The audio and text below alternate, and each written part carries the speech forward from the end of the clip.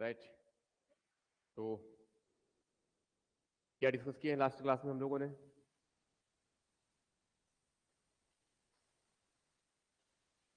हड़प्पा सभ्यता के उद्भव, उत्थान और उनका पतन, ये डिस्कस किए थे एक्चुअल में हम लोगों ने ये। तो क्या है इसकी पृष्ठभूमि? क्या पृष्ठभूमि है इसकी? हड़प्पा सभ्यता के उद्भव की पृष्ठभूमि क्या है? नवपाषाणिक सांस्कृतिक बस्तियां हैं जो स्वावलंबी है, और उसके बेसिस पर जो है ये जो 3000 वर्षों का जो इतिहास है, बेसिकली क्या है वो? नगरों के उद्भव का इतिहास है। यही मतलब हुआ ना, नगरों के उद्भव का इतिहास है लगभग 3000 वर्षों का। 3000 वर्ष मतलब कब की बात करें? लगभग मैं 5500 बीसी से लगभग 3200 बीसी के आसपास तक की बात कर रहा हूँ वो। इसमें नवपाषाणिक बस्तियां हुआ करते थे। नवपाषाणिक बस्ती को जो है अनुकूल, जो कृषि अनुकूल जलवायु और फर्टाइल लैंड और स्किल्ड एग्रीकल्चर जो पर्सन है वो, और उपकरण, पाषाण उपकरण है, तांबे के उपकरण है और कांसे के उपकरण आगे चल करके, ये हुआ ना, इसको आधार दिया। तो पहले मेनली क्या है? पाषाण उपकरण, पत्थर के उपकरण है, मगर कैसे? बहुत उत्कृष्ट प्रकार के उपकरण है। इससे जो है क्या हुआ? कृषि उत्पादन की मात्रा बढ़ती चली, अतिरेक उत्पादन हुआ। उस अतिरेक उत्पादन ने क्या किया? व्यापार और वाणिज्य को बढ़ावा दिया। व्यापार और वाणिज्य के बढ़ावा मिलने की वजह से, ठीक है, अलग अलग केंद्रों का निर्माण हुआ। इनमें से कुछ केंद्र, कुछ बस्तियां जो है नदी के किनारे हुआ करते थे, और नदी के किनारे जो हुआ करते थे उनका विस्तार और उनका विकास हुआ। यही हुआ ना एक्चुअल में ये। तो वहां से जो है व्यापार की मात्रा बढ़ते चले गए। जो सरप्लस प्रोडक्शन हुआ एग्रीकल्चर में, उस सरप्लस प्रोडक्शन का ही जो है दूर दराज क्षेत्रों में उनका व्यापार हुआ। व्यापार की गतिविधियां बढ़ी तो कृषि उत्पादन की मात्रा और बढ़ानी और बढ़ाने की प्रक्रिया शुरुआत हुई, जिससे जो है कृषि के लिए उपकरण बनाने की जो मात्रा है वो बढ़ गया। ठीक है, साथ में जो है धीरे धीरे उनकी जनसंख्या भी बढ़ती चली गई। जनसंख्या बढ़ा तो स्वाभाविक है अब उसके उपभोग के लिए और अधिक मात्रा में खाद्यान्नों की आवश्यकता है। ज्यादा उत्पादन करेंगे, ज्यादा उपभोग करेंगे, जनसंख्या बढ़ेगा, व्यापार और वाणिज्य के केंद्र विकसित होंगे। यही व्यापार और वाणिज्य के केंद्र हजारों सालों में क्या बन जाएगा? एक नगर के रूप में। तो इनमें कुछ नगर जो है व्यापार और वाणिज्य के केंद्र के रूप में होंगे, कुछ जो है बंदरगाह नगर के रूप में होंगे, कुछ जो है प्रशासनिक केंद्र के रूप में होंगे, कुछ सांस्कृतिक और धार्मिक केंद्र के रूप में। मगर ये सब के सब क्या है? एक नगर ही है। ये शुरुआत किस काल में हुआ? पूर्व हड़प्पा चरण में। ये तो यहां से बिल्कुल शुरुआत हुआ। ठीक है, तो इस समय प्रारंभिक जो नगर बने हैं वो कैसा नगर है? तो कोई बहुत बड़े प्रकार के नगर नहीं है, ये छोटे प्रकार के नगर है। और यही छोटे प्रकार के नगर जो है परिपक्व हड़प्पा काल में क्या बन गए? बड़े नगर बन गए, जिनकी अपनी विकास की एक चरम अवस्था है। अपनी चरम अवस्था में पहुंचने के बाद ही जो है उनका पतन की प्रक्रिया प्रारंभ हुआ। समझ में आ रहा जो कह रहा हूं ये? तो इस प्रकार से जो है ये शहरीकरण, ये भी नगरीकरण की जो प्रक्रिया है, पहले बस्ती, ग्रामीण बस्ती, फिर छोटा नगर, पूर्व हड़प्पाई नगर, उसके बाद में परिपक्व हड़प्पा का नगर, और उसके बाद वहां से जो है उत्तर हड़प्पा का नगर, और वहां से फिर क्या है? ग्रामीण बस्ती। तो इस प्रकार से क्या है? एक लहरनुमा इनकी डेवलपमेंट के जो है तरीका है, प्रक्रिया है ये मतलब हुआ ना। ठीक है, अब ये तो यहां हुआ, इसको अगर ऐसा समझा जाए, इनमें से क्या टॉपिक ले रहे हैं?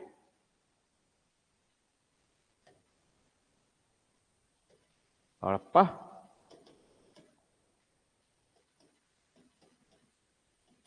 सभ्यता है। और इसमें मैं किसकी बात कर रहा हूं? मैं साइड लाइन में थोड़ा समझ लेते हैं, कौन सा?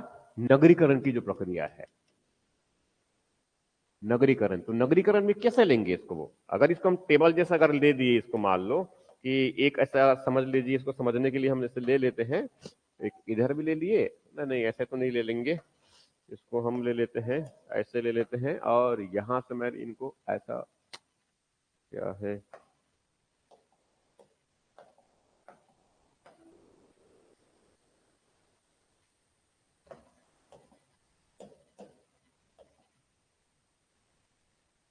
और ऐसा मान के चलो वो।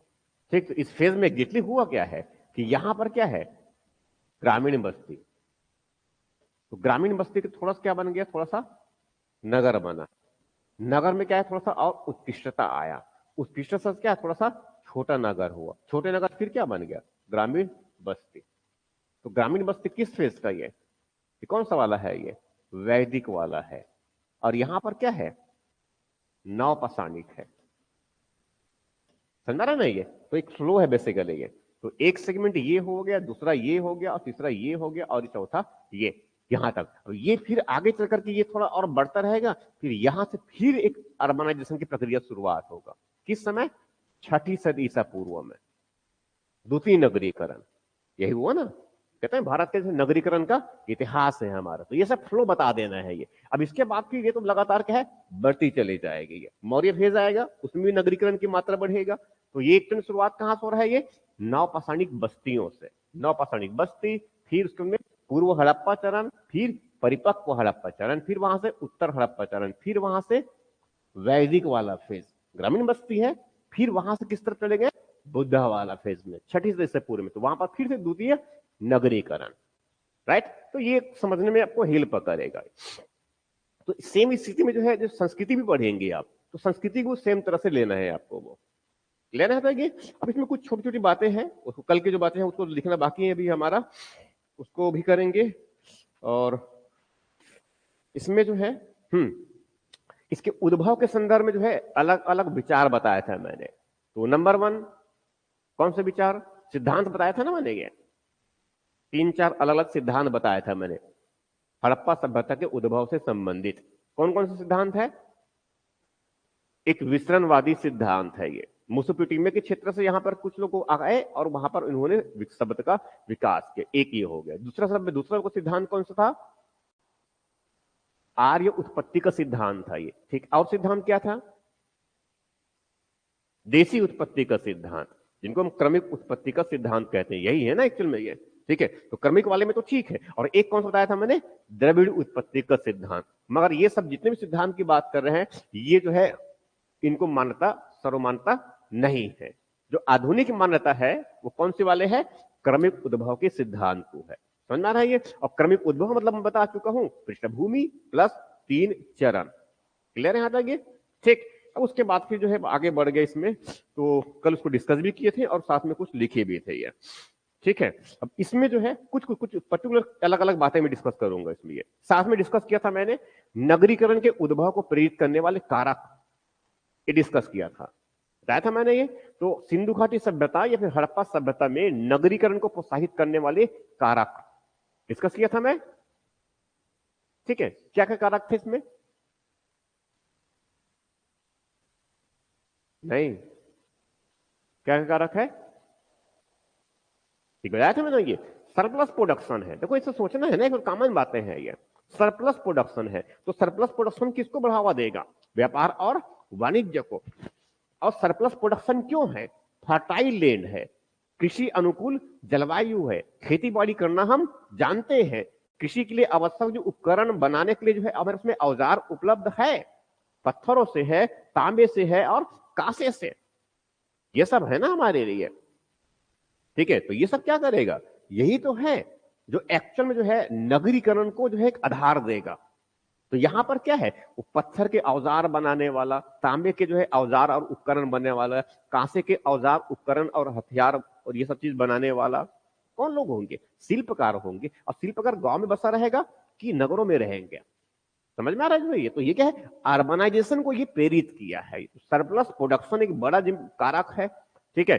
शिल्प और कारीगरी, शिल्प और कारीगरी, व्यापार और वाणिज्य के केंद्र, तो आंतरिक प्लस बाह्य, आंतरिक प्लस बाह्य। वो धनी व्यक्ति है, बड़ी मात्रा में जो है अनाज की जो है उत्पादन तो करते हैं, कुछ बड़े कृषक भी होंगे, जैसे कि वर्तमान में जो है बड़े कृषक है और कुछ छोटे कृषक भी है। कुछ तो बड़े कृषक रहे होंगे और साथ में कुछ बड़े व्यापारी वर्ग रहे होंगे और कुछ छोटे व्यापारी वर्ग रहे होंगे।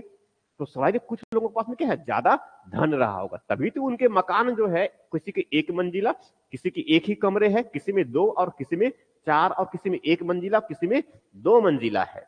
इसका मतलब यह हुआ कि उसके पास कम धन है, कम समृद्ध है, और कुछ जो है ज्यादा समृद्ध है। तो स्वाभाविक है जिनके पास धन ज्यादा है तो स्वाभाविक को क्या करेगा, विलासता युक्त वस्तुओं के खरीद में जो है पैसे की बर्बादी करेगा। तो इससे फायदा क्या होगा? नए नए और वस्तुओं का निर्माण किया जाएगा, विनिर्माण की गतिविधियों को बढ़ावा मिलेगा। समझ आ रहा है ये? अब विनिर्माण की गतिविधियों को बढ़ावा मिलेगा तो स्वाभाविक है जो छोटे छोटे उद्योग लगा के बैठे हुए हैं, कुटीर उद्योग वाले हैं और थोड़ा अन्य और उद्योग वाले हैं, मनके बनाने वाले हैं, आभूषण बनाने वाले हैं, जो पसान के औजार, तांबे के औजार, घरेलू विलासता युक्त सामग्री जो जो जो जो आवश्यक वस्तुएं हैं उनका निर्माण करने वाले हैं, उनकी मात्रा क्या होगा? बढ़ेगा। तो और पैसा लगाएंगे, यही होगा ना। जिनके पास ज्यादा पैसा है वो क्या करेगा? बड़े बड़ा अपना मकान बनाएगा, बड़ा भवन बनाएगा, ठीक है। और जो प्रशासक होगा वो क्या चाहेगा? कि उनको सुविधा उपलब्ध करवाया जाए। सड़कों का निर्माण, तो सड़क बनाने के लिए क्या चाहिए? पैसा खर्च करने पड़ेंगे ना।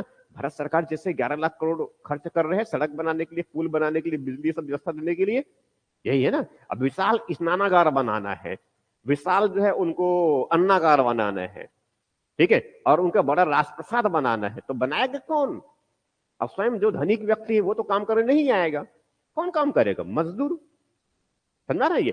तो मजदूरों को भी आय ठीक ठाक रहा होगा, तभी तो उनके लिए क्या बना रखे हैं? अलग अलग, उधर कुएं भी है घर में उनके, शौचालय अलग से है, रसोई के अलग घर है। समझ में आ रहा है? ये कुछ बेसिक, ये कहां की बात कर रहे हैं? नगरों की है ये। तो नगरीकरण को प्रोत्साहित करने वाला कारक क्या है? वो सरप्लस प्रोडक्शन है। को दिमाग में ऐसी कमर रहना चाहिए। क्या लिखवाया हूं क्या इसको मैंने? लिखवाया हूं साइड में ना? नहीं लिखे हैं? ठीक है, मैं लास्ट टाइम लिखवा दूंगी इनको, वो छोट साइड में। तो नगरीकरण को प्रोत्साहित करने वाला कारक क्या है? एक कृषि उत्पादन। इस साइड में लिखते चले जाइए, इनको साइड में लिखिए थोड़ा सा, इसमें बहुत ज्यादा नहीं तो समझ चुके हैं आप। इसमें जो है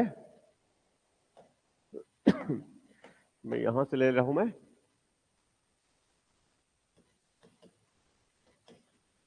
हड़प्पा सभ्यता में नगरीकरण को प्रोत्साहित करने वाले कारक। मैं बस की पॉइंट को लिख दे रहा हूं, आप लोग इसको एक्सप्लेन करेंगे और कल मैं क्वेश्चन दूंगा इस पर। आज मैं क्वेश्चन दे दूंगा, उस पर लिखेंगे। तो एक इसमें क्या है? कृषि अधिशेष। कृषि अधिशेष, तो कृषि अधिशेष ने किसको बढ़ावा दिया है?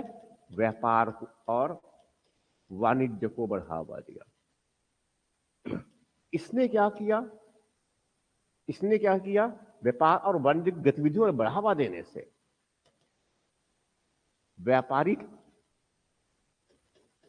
केंद्रों के रूप में नगरों के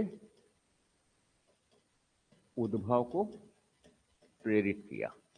एक ये, ठीक है। इनके साथ साथ ये जो व्यापार और वाणिज्य बढ़े, व्यापार और जो वाणिज्य है,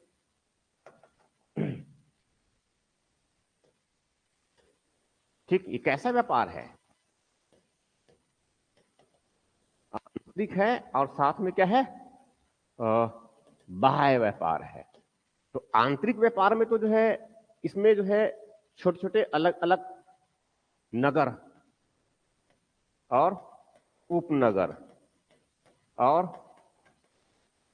ग्रामीण केंद्रों का विकास किया। और इससे बाह्य व्यापार से क्या हुआ? बंदरगाह नगर,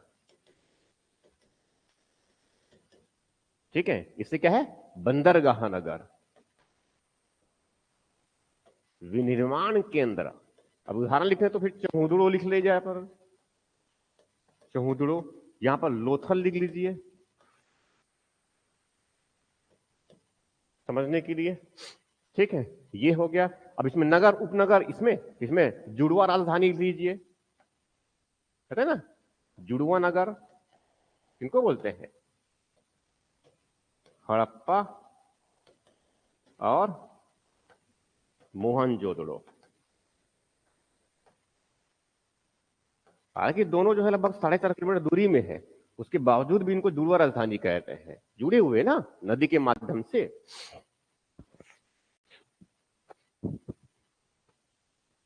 ठीक है, हो गया?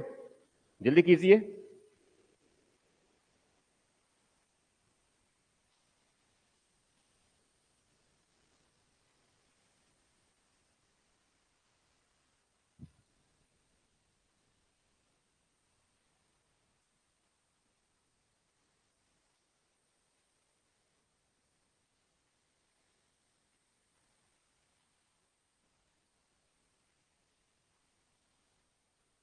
राइट। तो ये जो बेसिक दो कारण लिया मैंने अभी, ठीक। उसके बाद फिर थर्ड कारण भैया हो गया, जल्दी लिखिए जल्दी लिखिए। और फिर साथ में जो है ऑनलाइन में जुड़े हैं बच्चे, अब उसमें मुझे नाम कुछ पता नहीं चल पा रहा है।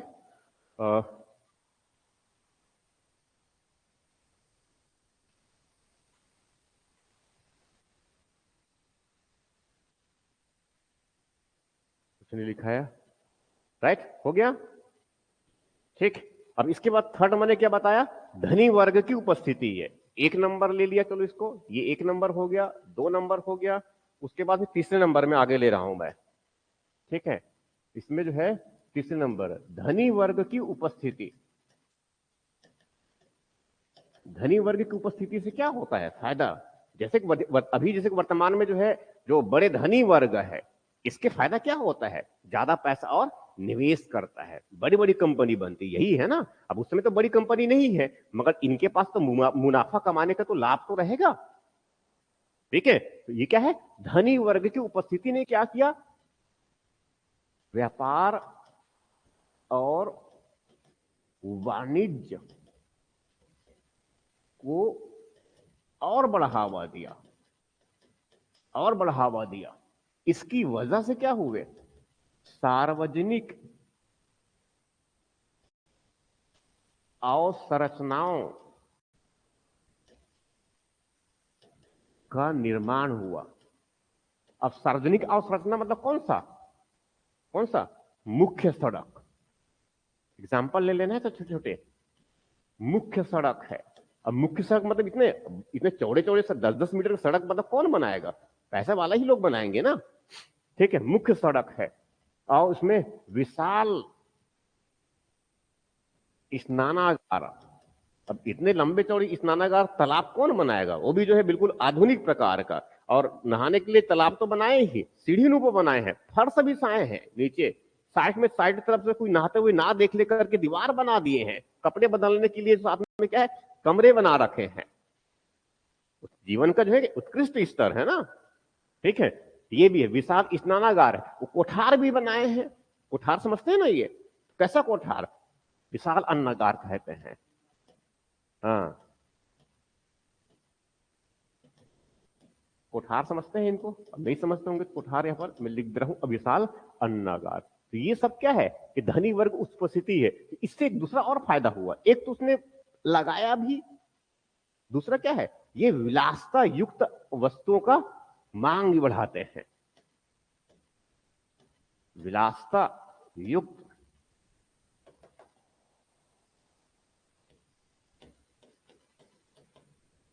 वस्तुओं का मांग को बढ़ावा देता है ये, ठीक है। ये हो गया, तो कारक तो यही हो गया, ठीक है। उसके बाद फिर एक दूसरा महत्वपूर्ण और कारक होगा इसमें, तीसरा चौथा नंबर लिख लीजिए, शासक वर्ग की उपस्थिति।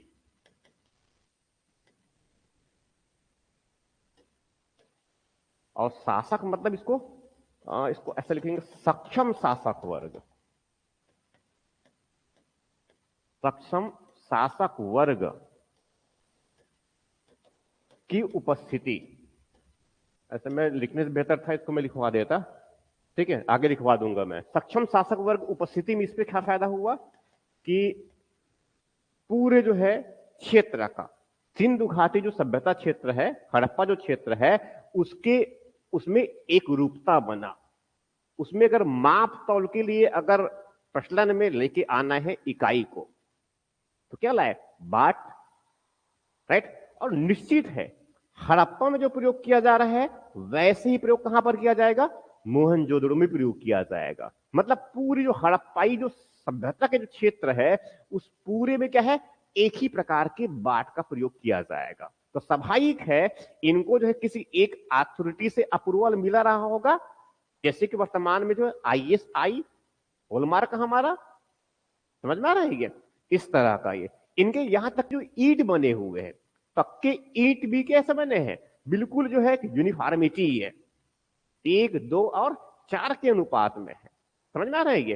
तो ये जो है कि बिल्कुल ये एक यूनिफॉर्मिटी है। तो स्वाभाविक है ये ऐसा कब हो सकता है? इनके जो नगर बने हैं वो कैसा है? आयताकार नगर है, ग्रिड पद्धति है, सड़कें एक दूसरे को समकोण पर काटती हैं। कोई भी जो है जो भवन बने हैं उसके दरवाजे और खिड़कियां मुख्य सड़क के ऊपर, मुख्य सड़क की ओर नहीं है। सभी घरों में जो है सार्वजनिक निजी कुआं भी है, रसोई घर है, शौचालय की व्यवस्था है, ठीक है। और वहां से जो है गंदे पानी निकालने के लिए अलग से पतली नालियां हैं, नरमोहे हैं, फिर छोटी नाली है, और वहां से बड़े नाला, और बड़े नाला फिर किसी बड़े जो है गड्ढे में जा करके जहां पर उनका हार्वेस्टिंग किया जा सके गंदे पानी का, ये व्यवस्था। तो इस प्रकार की जो है एक समृद्ध जो है नियोजित व्यवस्था स्वाभाविक है एक अच्छी शासन व्यवस्था वाले शासक वर्ग में रहा होगा। समझ में आ रहा है ना ये? अब वर्तमान स्थिति को देखिए, शासन व्यवस्था में कानून का शासन है, उसके बावजूद भी जो है देखे होंगे सड़कों किनारे जो है क्या है, कचरा फेंकना भूलते नहीं है, अभी की स्थिति में भी है। मगर उस समय क्या है, सड़कों के किनारे क्या रखा है, बना है ना, कूड़ेदान बना है, अभी बने होते हैं। मगर वहां पर क्या होता, अभी वर्तमान में क्या होता है, कुत्ते बैठे रहते हैं। जबकि अभी उस समय क्या करते थे वो, ऐसा नहीं है, कूड़ेदान में क्या रखेंगे, कूड़े ही रखेंगे।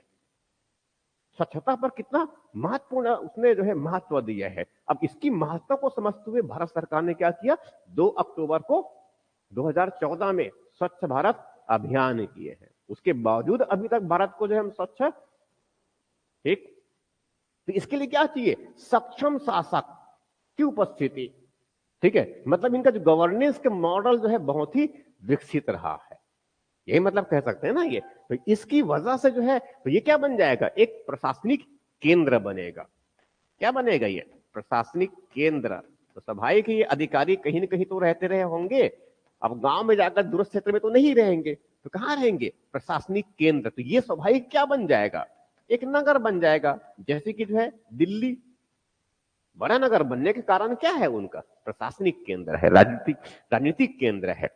और जो आर्थिक गतिविधियां जहां पर ज्यादा होंगे, जैसे कि मुंबई, कोलकाता, चेन्नई क्यों बने, हैदराबाद, बेंगलुरु क्यों डेवलप हुआ है, ये इंदौर, ये सब क्यों डेवलप हुए हैं, ये किस लिए, उस आर्थिक केंद्र की वजह से, राइट। तो ये हो गया। उसके बाद फिर जो है कुछ और, ये जो पुरोहित वर्ग है, इसमें एक और महत्वपूर्ण भूमिका जो है किसका है, ऐसा मानते हैं इतिहासकारों में कि जो पुरोहित वर्ग है। अब पुरोहित मतलब समझ रहे हैं कौन, पुरोहित मतलब एक जो मूर्ति मिली है मोहनजोदड़ो से, प्रेस कट रखा हुआ एक व्यक्ति है, बड़ी स्मार्ट सा, बड़ा मजबूत है, देखे हैं उसमें ये, ठीक है। तो ऐसा मानते हैं कि वो पुरोहित की जो है मूर्ति है।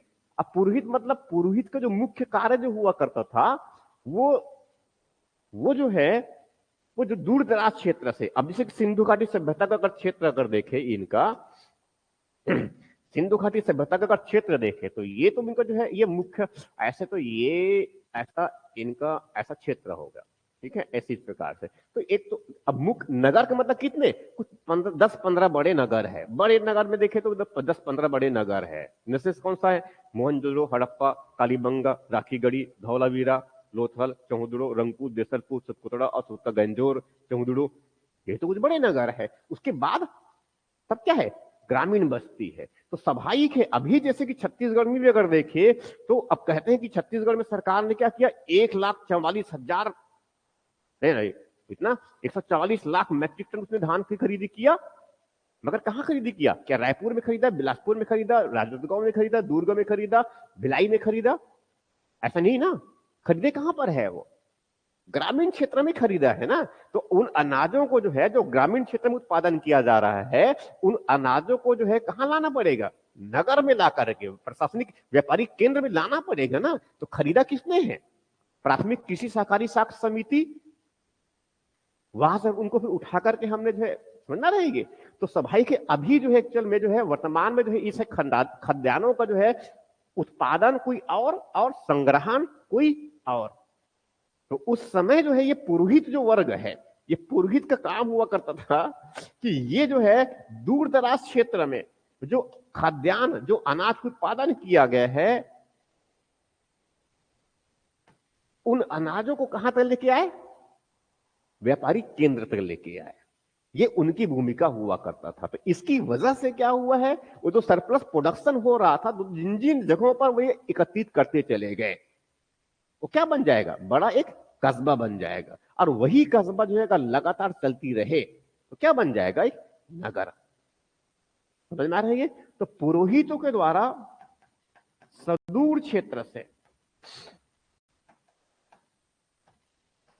लाए अनाजों का संग्रहण केंद्र, संग्रहण क्षेत्र लाए अनाजों का संग्रहण केंद्र में रख रखाव, इसको ऐसे करेंगे, रख रखाव लिखेंगे आप लोग। क्या कह रहा हूं मैं, रख रखाव। इसने क्या किया, एक बस्ती, फिर बड़ी बस्ती, बस्ती के आकार में वृद्धि, और फिर क्या बन गया इसका, ये नगर। मतलब इसमें एग्जैक्टली आपको सोचना क्या है कि नगर किस किस तरीके से बने। समझ में आ रहा है ये? तो क्या क्या कारण बताया मैंने, 5 कारण बताया नगरीकरण को प्रोत्साहित करने के। नंबर 1 क्या है, बोलिए, नंबर 1 क्या है, कृषि में अधिशेष है, ये सरप्लस प्रोडक्शन है एग्रीकल्चर में ये। ठीक, फिर मैंने क्या बताया, शिल्प और कारीगरी भी है। फिर किसके बताया मैंने, व्यापार, शिल्प और कारीगरी नहीं लिखे हैं क्या, नहीं, उसको भी लिख लीजिए। इसमें साइड में ले लेता हूं मैं 6वें नंबर में, ये भी अलग अलग है ना। इसमें 6वें नंबर में लिख लीजिए शिल्प और कारीगरी।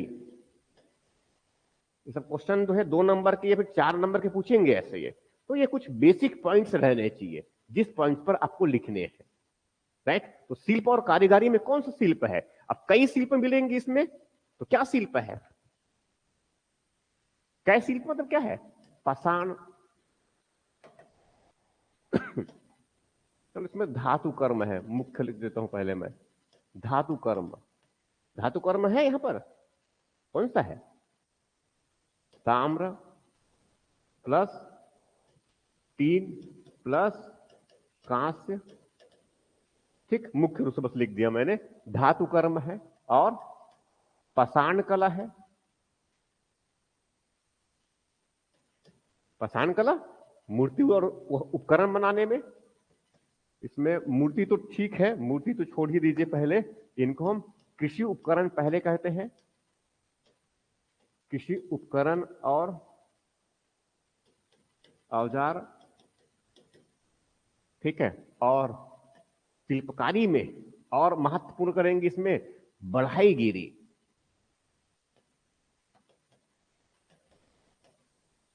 और कई है, बताऊंगा भी मैं, एक अलग से लूंगा कला और शिल्प को।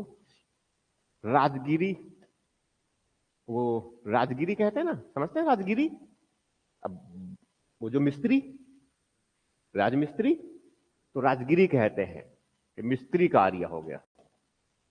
सामान्य समझने के लिए, तो बड़े बड़ी स्थापत्य बनाए तो बनाएगा कौन, यही लोग तो बनाएंगे, ठीक है। और इसमें कई जो है ताम्रकार, ये सब भी है, कसेर भी है, बुनकर भी है। बुनकर, अब बुनकर क्या क्या है, सूती कपड़े बनाएंगे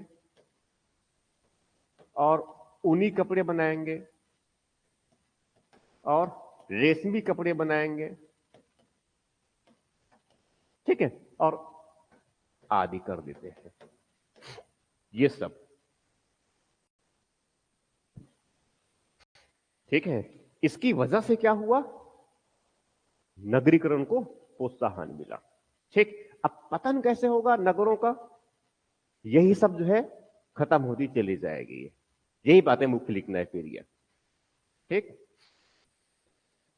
विलासता युक्त मतलब क्या है, ठीक है। अब रात को गए, थोड़ा थक वक के, फिर क्या करेंगे, बहुत अच्छा वाला एक बर्तन लेके आएंगे, ठीक है, और उसमें बहुत अच्छा से बर्फ डालेंगे और कुछ उसमें जो है और डाल देंगे, समझ आ रहा है ये, और सजावटी वस्तुएं रखेंगे। हाँ, रात में जो है या फिर दिन में ये ऐसे हमारे वस्तु होना, फ्रिज होना चाहिए, एसी होना चाहिए, ये सब क्या है, विलासता युक्त है। और भी बहुत बड़े बड़े हैं और कुछ छोटे छोटे भी है, समझा क्या हो गया विलासता युक्त।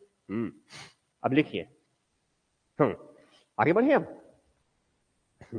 एक जो क्वेश्चन और जो पूछा जा सकता है, और भी कई है, मगर उसमें से कुछ चीजों को मैं कॉमन चीजों को पहले ले रहा हूं मैं, फिर सेपरेट सेपरेट आगे बढ़ेंगे। ये एक क्वेश्चन पूछ सकता है ओवरऑल में, छोटे क्वेश्चन अगर पूछे तो 2 नंबर के पूछ सकते हैं, 4 नंबर के भी, और 8 नंबर के, और 15 नंबर के भी है।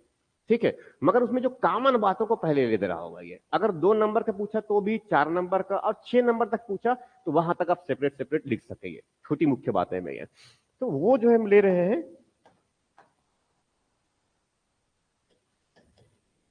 हड़प्पा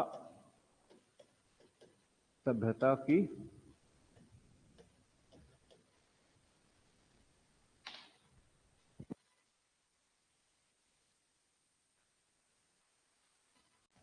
क्या कहेंगे, हड़प्पा सभ्यता की विशेषताएं। अब इसमें जो है काफी कुछ है बताने के लिए। ठीक है, हड़प्पा सभ्यता की विशेषताएं। ठीक, तो मुख्य परीक्षा में क्या पूछा जा सकता है, हड़प्पा सभ्यता की प्रमुख विशेषताओं का उल्लेख करें। ठीक, ये तरीका हो सकता है। या फिर जो है वो उन विशेषताओं में जो है अलग अलग जो उनके सेगमेंट है, अलग अलग सेगमेंट के मतलब किसकी बात कर रहा हूं मैं, जैसे कि जो है देसी संस्कृति। ठीक है, तो इनकी जो विशेषता है उनमें से एक उनकी विशेषता क्या है, देसी संस्कृति, और देसी और पहली ये नगरी संस्कृति था, ये पहली विशेषता है ये। ठीक, तो ये तो एक विशेषता हुआ जो मैंने बताया अभी। मगर 2 नंबर के प्रश्न में ये भी पूछा जा सकता है कि सिंधु घाटी सभ्यता में जो नगरी संस्कृति है उनके बारे में आप क्या जानते हैं। 2 नंबर के ये भी क्वेश्चन पूछ सकता है अलग से। मगर मुख्य मैंने बड़े क्वेश्चन क्या लिया मैंने ब्रॉड में, सिंधु घाटी सभ्यता की प्रमुख विशेषताओं को समझाइए। तो प्रमुख विशेषताएं जब पूछेंगे तो हो सकता है वो सीधे 8 नंबर का या फिर 15 नंबर की ही पूछ दे। ये हुआ ना। तो हमारे पास कम से कम मेंटली इस बात के लिए हम तैयार रहे कि अगर 15 नंबर के प्रश्न पूछे तो भी हम उनके लिए तैयार हो, 8 नंबर का प्रश्न पूछे तो भी उनके लिए हम तैयार हो, और 4 नंबर के प्रश्न पूछे तो भी हम सक्षम हो, और 2 नंबर के प्रश्न पूछते हैं तो भी हम सक्षम रहे। बस इंपॉर्टेंट क्या है कि हमें शब्दों को कम और शब्दों को हमें ज्यादा करना है, उसके आयाम को बढ़ा देना है। समझ में आ रहा है ये। तो पहले मैं जो है जो कॉमन बातों को बता रहा हूं मैं ये, कि अगर थोड़ा सा कम मात्रा में कम शब्दों में अगर लिखने के लिए प्रश्न पूछे गए हमसे, ये किनकी, सिंधु घाटी सभ्यता की प्रमुख विशेषताओं का उल्लेख करें, तो हमें मुख्य बातों को जिक्र कर देना है वहां पर, मुख्य बातें, मोटी मोटी बातों को वो। ठीक है, मगर जब उसमें डिटेल्स में पूछा गया, 8 नंबर में पूछ दिया गया जैसे मान लो, या फिर 15 नंबर में पूछ दिया गया मान लो, तो उस समय क्या करना है हमें, बहुत बारीकियों से जो है चीजों को बहुत विस्तृत और सरल तरीके से और स्पष्ट तरीके से, क्रमबद्ध तरीके से बताना होगा। समझ में आ रहा है जो कह रहा हूं मैं ये। ठीक, तो मुख्य बातें जो है ये, अब मुख्य बातों में जैसे कि मैंने एक सेगमेंट लिया, लिखते चले जाएंगे और मैं समझाते भी चला जाऊंगा ये। ठीक, ये फिर पहले समझ लो, मैं मुख्य पॉइंट बस ले रहा हूं मैं ये, एक मुख्य पॉइंट में ले रहा हूं मैं, एक पॉइंट। अब लिखते समय आप लोग क्या करेंगे, मेन हेडिंग देंगे। हेडिंग के मतलब कैसे है, जैसे कि एक देसी और पहली नगरी संस्कृति। इसकी जो पहली विशेषता है, देसी और पहली नगरीय संस्कृति, ये एक हेडिंग है आपके पास में ये। ठीक है, अब इसमें जो है आपको डिटेल से बतानी है ये, अब इनको समझाना है, राइट। तो ये जो है देसी संस्कृति है, लिख लीजिए, हो गया, जल्दी लिखेंगे। ठीक, अब 2 बातें कह रहा हूं मैं यहां पर ये। एक पहली बात है, कौन से कह रहा हूं मैं, देसी संस्कृति। ये क्या है, देसी संस्कृति है। आवाज आ रहा है अभी, मतलब मेरा आवाज आ रहा है ना। हाँ, देसी संस्कृति। अब देसी संस्कृति कहने का मतलब यह हुआ कि इस संस्कृति का जो है विकास किसी और बाहर के लोगों ने आकर के नहीं किया है, इसका विकास किसने किया है, स्थानीय लोगों ने किया है। उत्तर पश्चिमी क्षेत्र में जो स्थानीय लोग थे, जो यहीं के थे मूलतः, इनके द्वारा जो है इस संस्कृति का विकास किया गया। इस सभ्यता का निर्माण किया गया। तो ये अपने आप में विशेष है। क्यों? क्योंकि कई जो है साम्राज्यवादी इतिहास लेखकों ने यहां पर उत्पत्ति से संबंधित कई अलग अलग सिद्धांत दिए हैं। कोई इनको जो है विसरणवादी सिद्धांत के अंतर्गत सुमेरु सभ्यता के लोगों के द्वारा स्थापित किया गया ऐसा मानते हैं। कुछ इनको जो है आर्य वैदिक आर्यों के द्वारा इनको उत्थापित किया गया ऐसा मानते हैं। और कुछ इनको क्या मानते हैं? द्रविड़ उत्पत्ति के सिद्धांत से जोड़ते हैं। मगर वास्तविकता ऐसी नहीं है। अब से लगभग 5000 वर्ष पहले भारत के जो है उत्तर पश्चिमी क्षेत्र में जो लोग रहते थे, जो मूलतः जो किसके हैं, वो नवपाषाणिक सांस्कृतिक बस्तियों के लोग हैं। उनके द्वारा जो है ऐसी विकसित एक सभ्यता जिनमें पहले जो केंद्र जिनके पहले स्थल जिनकी जानकारी मिला वो कौन सा है? हड़प्पा। इसीलिए इस संस्कृति को, इस सभ्यता को हम क्या कहते हैं? हड़प्पा सभ्यता। तो क्या है? देसी सभ्यता है, देसी संस्कृति है। इनके निर्माता जो है कहीं और विदेश से आकर के नहीं आए। क्लियर? पहली बात है। दूसरी सबसे बहुत महत्वपूर्ण ये है कि ना केवल देसी बल्कि ये पहली नगरीकृत संस्कृति है। पहले क्या है? नगरी सभ्यता है ये। क्योंकि समकालीन जो है दो और प्रमुख जो सभ्यता है, समकालीन दो प्रमुख सभ्यता मतलब किनकी बात कर रहा हूं मैं? मिस्र की जो सभ्यता है और इस तरफ मेसोपोटामिया की जो सभ्यता है। मिस्र में तो कुछ हद तक कह सकते हैं नगरों का इतना भी नहीं, मगर लगभग इस प्रकार की स्थिति में उनकी नगरों की उत्कृष्टता है।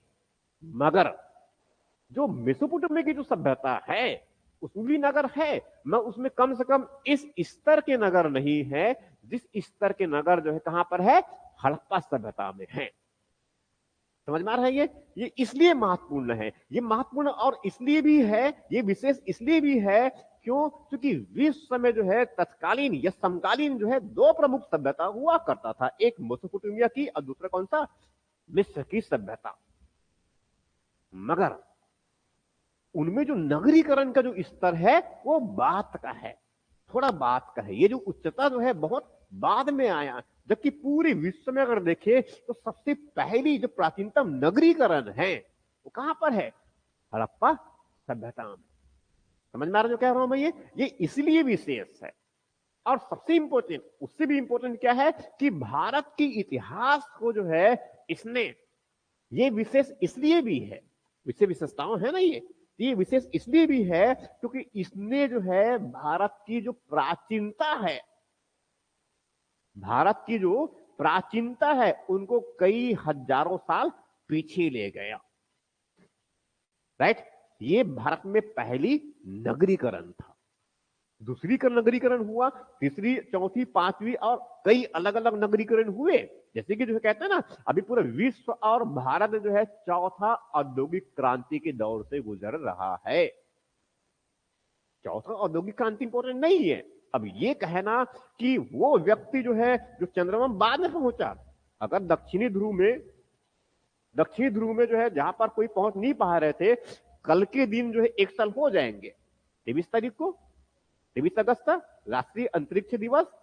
ठीक है, तो चंद्रमा हमारा जो चंद्रयान पहुंचा था। ठीक है, तो पहली बार हम पहुंचे ना। अब बाद में जो है दूसरे नंबर में कोई पहुंचे उससे क्या मतलब है? दूसरे नंबर को कौन पूछने वाला है? तो दूसरे नगरीकरण भी उतना महत्वपूर्ण नहीं है, तीसरे नगरीकरण भी उतना महत्वपूर्ण नहीं है जितना कि महत्वपूर्ण कौन सा है? पहली नगरीकरण है। राइट? तो पहली नगरीकरण भारत में जो है कब? इस सिंधु घाटी सभ्यता में। ये विशेष है। समझ में आ रहा जो कह रहा हूं मैं? ये तो हमें इस बात को समझाना है कि ये एक्चुअल में हड़प्पा जो सभ्यता है ये उनकी विशेषताएं क्या है, ये विशेष बात क्या है जो बाकी औरों में नहीं। तो पहला विशेषता क्या है? ये देसी संस्कृति है। और दूसरी विशेषता क्या है? ये नगरीकृत है। राइट? दूसरी विशेषता इनका जो है नगर योजना और भवनों का निर्माण। नगर योजना और भवनों का निर्माण, ये अपने आप में यूनिक है। इनकी क्या है, अपनी एक विशेष व्यवस्था है। नगरों के निर्माण की इस प्रकार की व्यवस्था है, इसका डिटेल से करवाऊंगा अलग से मैं अभी, ये इनके डिटेल से करवाऊंगा मैं, ये बिल्कुल अलग प्रकार की है। अब नगर योजना किस प्रकार की है, सुनियोजित,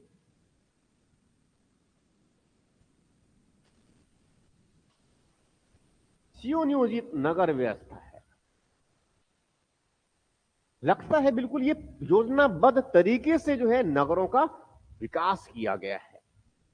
ठीक, नगरों में जो है जो सड़कें बनी हुई है, नगरों में जो सड़कें बनी हुई हैं, वो सड़कें कैसे हैं, कैसे हैं, बिल्कुल एक दूसरे को समकोण पर काटते हैं, लगभग सीधी है, राइट। सड़कों के साथ साथ जो है उनके समानांतर क्या चलती है, नालियां चलती है। तो पहले जो है सड़क और साथ में नालियों का निर्माण किया गया। उसके बाद जो है उस मुख्य सड़क से जो है, जो मुख्य सड़क है, उस मुख्य सड़क से जो है कहां पर, जो उपनगर की तरफ, नगर की तरफ जाने के लिए क्या है, उप सड़क, छोटी सड़क, मतलब संपर्क सड़क का निर्माण किया गया। अब वो संपर्क सड़क जो है अब तक आकार में थोड़ा छोटा हो गया, चौड़ाई में उनके ये 10 मीटर है, तो वहां पर थोड़ा सा छोटा हो गया चौड़ाई उनकी, ठीक है। और उसके बाद उस संपर्क सड़क जो है कहां पर जाके मिल जाएगा, गली में मिल जाएगा।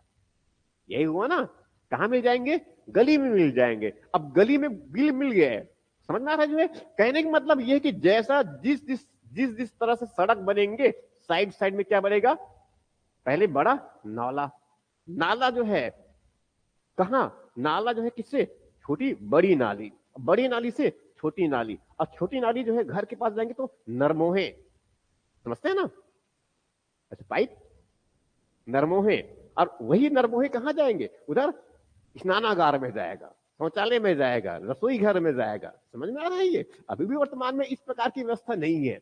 इसीलिए प्रधानमंत्री आवास योजना के अंदर जो आवास योजना बनाते हैं ना, उसमें शौचालय और रसोई और यान ये सब बनाना अनिवार्य किया गया है। हड़प्पा को देखकर को बनाया रहा होगा, समझ में आ रहा है ना ये, तो ये व्यवस्था है ये, ठीक। अब इसमें जो भवन बनाए हैं ये तो ठीक है, ये अब पहुंचा दिए वहां तक सड़क को भी आपने, मगर अब वहां पर क्या है, बस्ती बसाना है, बस्ती बसाना है ना, तो क्या है, क्षेत्र कैसा है, बिल्कुल आयताकार क्षेत्र है, यही है, आयताकार क्षेत्र है। इसको बना के बता दूं मैं, अभी नहीं बताऊंगा, थोड़ा बाद में बताऊंगा। आयताकार क्षेत्र है, और आयताकार क्षेत्र चारों तरफ से कई तो ऐसे कि दुर्गकृत है, चारों तरफ से नगरों को घेर दिया गया है, बड़े बड़े पत्थरों और ऊपर में जो है कुछ और वो मिट्टी मिट्टी के ऐसे करके उसमें दुर्ग बना दिया कुछ, हालांकि दुर्ग वाला है, बिना दुर्ग वाले भी, जैसे कालीबंगा उसमें कोई दुर्ग नहीं, लोथल में दुर्ग है, धौलावीरम में दुर्ग है, और बाकी और में कुछ दुर्ग है, ठीक है, दुर्गकृत नगर है, ठीक है। उसमें जो भवन बनाए हैं, मतलब जो आयताकार आकार हो गया, अब उसमें जो है सड़कें तो अंदर चले गए, सड़कें मतलब गलियां अंदर चले गए, ठीक है। अब भवन जो बनाए हैं तो उसमें उनके भवन के दरवाजे और खिड़कियां, भवन जो बनाए हैं मुख्य सड़क से थोड़ा दूर लेकर के, कि वहां पर आने जाने वाले से क्या होगा, शोरगुल होगा, तो शांति से हम सो सके, यही व्यवस्था है, ठीक है। इसे दूर बनाए, दरवाजे और खिड़कियां जो है मुख्य सड़क की तरफ नहीं खोलते हैं, ये पीछे की तरफ गली की तरफ खोलते हैं, जबकि वहां छोटा है ना, मगर फिर भी शांति तो रहेगा, शांति प्रिय लोग है, समझा रही, मगर वर्तमान में मुख्य गली की तरफ, सड़क मुख्य सड़क की तरफ होना चाहिए, भले ही जी रोड क्यों ना हो, भले ही ट्रेन वाला रोड क्यों ना हो, ठीक। ये हुआ। साथ में अब भवनों में कैसे इस व्यवस्था क्या बोलते हैं, ग्रिड पद्धति बोलते हैं, जाली नुमा बोलते हैं, ये जाल, समझा ना, समझाऊंगा उनको मैं ये। तो भवन को जो निर्माण है, तो भवन जो बनाया है कैसा है, भवन जो बनाया है बड़ा मजबूती से बनाया है, न्यू ऐसे देखिए तो लगता है कि 50-5,000 साल बाद भी अभी वो न्यू बिल्कुल मजबूत है। कहां का, हड़प्पा, मोहनजोदड़ो, चौदड़ो, लोथल, इन सब का मजबूत नींव दे करके बनाया गया है। कच्ची नहीं, कुछ तो कच्ची ईंट की भी प्रयोग किया गया है, मगर ज्यादातर ईंट किसके हैं, इनके पक्की ईंटों का प्रयोग किया गया है, ठीक है। कुछ में एक ही कमरे है, गरीब व्यक्ति रहा होगा, ठीक है, किस में दो, किसी में 4 कमरे, एक मंजिला है, किसी में 2 मंजिला है। कुछ तो जो है भवन जो बने हैं बिल्डिंग्स जो बने हुए, जो भवन बने हुए हैं, वो ऊंचे टीले में बने हुए हैं, ऊंचे टीले में बने हुए। अमीर व्यक्ति का रहा होगा, जैसे कि जो प्रमुख व्यक्ति है, जो अमीर व्यक्ति है, प्रमुख व्यक्ति है, भारत के राष्ट्रपति, तो कैसे? रायलसीमा का पठार, वही है ना, वो पठार पर है राष्ट्रपति भवन। देखिए कभी नहीं गए हैं तो देखे नहीं होंगे तो कहां से पता चलेगा, ऊंचे क्षेत्र में है, ठीक है। और जो निचला क्षेत्र में क्या है, तो नीचे वाला है। तो ऐसे ऊंचे क्षेत्र में बनाने का उद्देश्य ब्रिटिश लोगों का कारण वही था कि हम सम्राट है, राजा है, ऊपर बैठेंगे और बाकी सब उनके प्रजा कहां पर, नीचे बैठेंगे। समझ में आ रहा है ये? तो नीचे अगर टीला, नीचे अगर टीला है, मतलब समाज में क्या है, असमानता है। समाज में क्या है, असमानता। तो यहाँ पर जो प्रशासक वर्ग, यहाँ ऊपर ऊपर जो है, जो बड़ा वर्ग है, धनी वर्ग ऊपर रहेगा, और नीचे कौन, जो छोटा व्यापारी है, मजदूर है, किसान है। समझ पा रहे ना ये वाला ये। तो ऐसे भी इनकी व्यवस्था है। ये इनके क्या है, भवन वाला हो गया ये। और भी कई विशेषता है, ठीक है, और भी कई विशेषता है इनके नगरों में। मतलब इनकी भी नगरों की बात में विशेषता और भी है, विशाल आकार है इनका। अब मोहनजोदड़ो 500 हेक्टेयर से भी अधिक है, हड़प्पा 150 से अधिक है, राखीगढ़ी 250 के आसपास हेक्टेयर में है, वैसी जो है धौलावीरा भी 200 के आसपास में। समझ पा रहे हैं, ये बड़े बड़े इनके क्षेत्र है ये। अब इसका मतलब ये नहीं तुलना करने वर्तमान में मुंबई और चेन्नई और कोलकाता और इधर दिल्ली से, तो ग्रेटर सिटी हमारे ना, ये महानगर है। मगर उस तत्कालीन 5000 साल, 4500 साल पहले की अगर बात करें, तो उस समय इतना बड़ा नगर होना भी क्या है, अपने आप में बड़ा विशेष है। क्योंकि ऐसी इतनी विशाल नगर जो है ना तो मेसोपोटामिया में और ना ही मिस्र की सभ्यता में हुआ करता था। ये बातें हमेशा ध्यान में रखना है। किनको? मेसोपोटामिया में सुमेरु सभ्यता है, मेसोपोटामिया की सभ्यता मींस सुमेरु सभ्यता कहते हैं। दजला और फरात नदी के किनारे, नील नदी के किनारे जो है कौन सी सभ्यता है, मिस्र की सभ्यता है। पेरू, पेरू नाम सुने हैं, पेरू नाम सुने ना, पेरू में जो इनका सभ्यता हुआ करता था, वो थोड़ा बात कही है। और उस तरफ जो है मेसो अमेरिकी क्षेत्र में, मेसो अमेरिकी मतलब मेक्सिको और अमेरिका, वहां वाले क्षेत्र में एक माया सभ्यता, नाम सुने इसका? नहीं, माया सभ्यता नहीं सुने? वो 2012 वाला एक फिल्म आया था, 2012 फिल्म आया था ना एक, नहीं देखी है आप लोग? तो कुछ देखी ही नहीं है। 2012 की फिल्म आया था कि 2012 में पूरी दुनिया समाप्त होने वाला है करके, कुछ ऐसे कैलेंडर वंडर आगे नहीं बना था उसमें, उसमें वही माया सभ्यता वाला है। ठीक है, आप लोग जो है कुछ फिल्मों भी देखते नहीं है, तो कुछ आधुनिक चीज उसमें आती है तो उसको देख लिया करे, एग्जाम में हेल्प कर जाता है ये। ठीक है, एक ये भी है। तो एक वो माया सभ्यता, और इस सब चीन में कौन, हांगहो नदी के किनारे कौन सा, चीन की सभ्यता। देखो आपको तुलना करना है किसी सभ्यता का, तो इसी सभ्यता से तुलना करेंगे ना।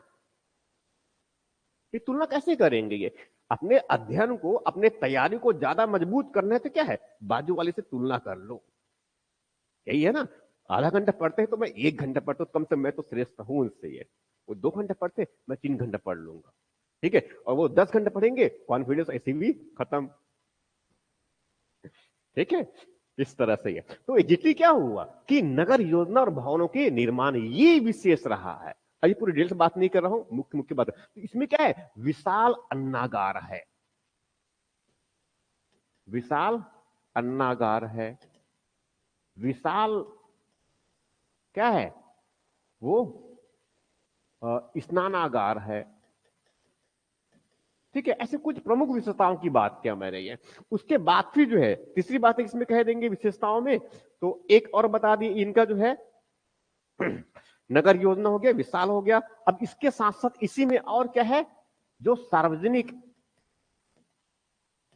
इसमें कुछ क्या है, सार्वजनिक स्थल भी है, बड़ी स्थापत्य है, कुछ क्या है, बड़ी स्थापत्य है। इनके साथ साथ जो है और बड़ी विशेषता, ये मैं कुछ कॉमन बातों बता रहा हूं ना, मुख्य चीजों को बता रहा हूं। इसमें सबसे इंपॉर्टेंट इनको अगर देखें, एक और जो है इनका जल प्रबंधन की व्यवस्था।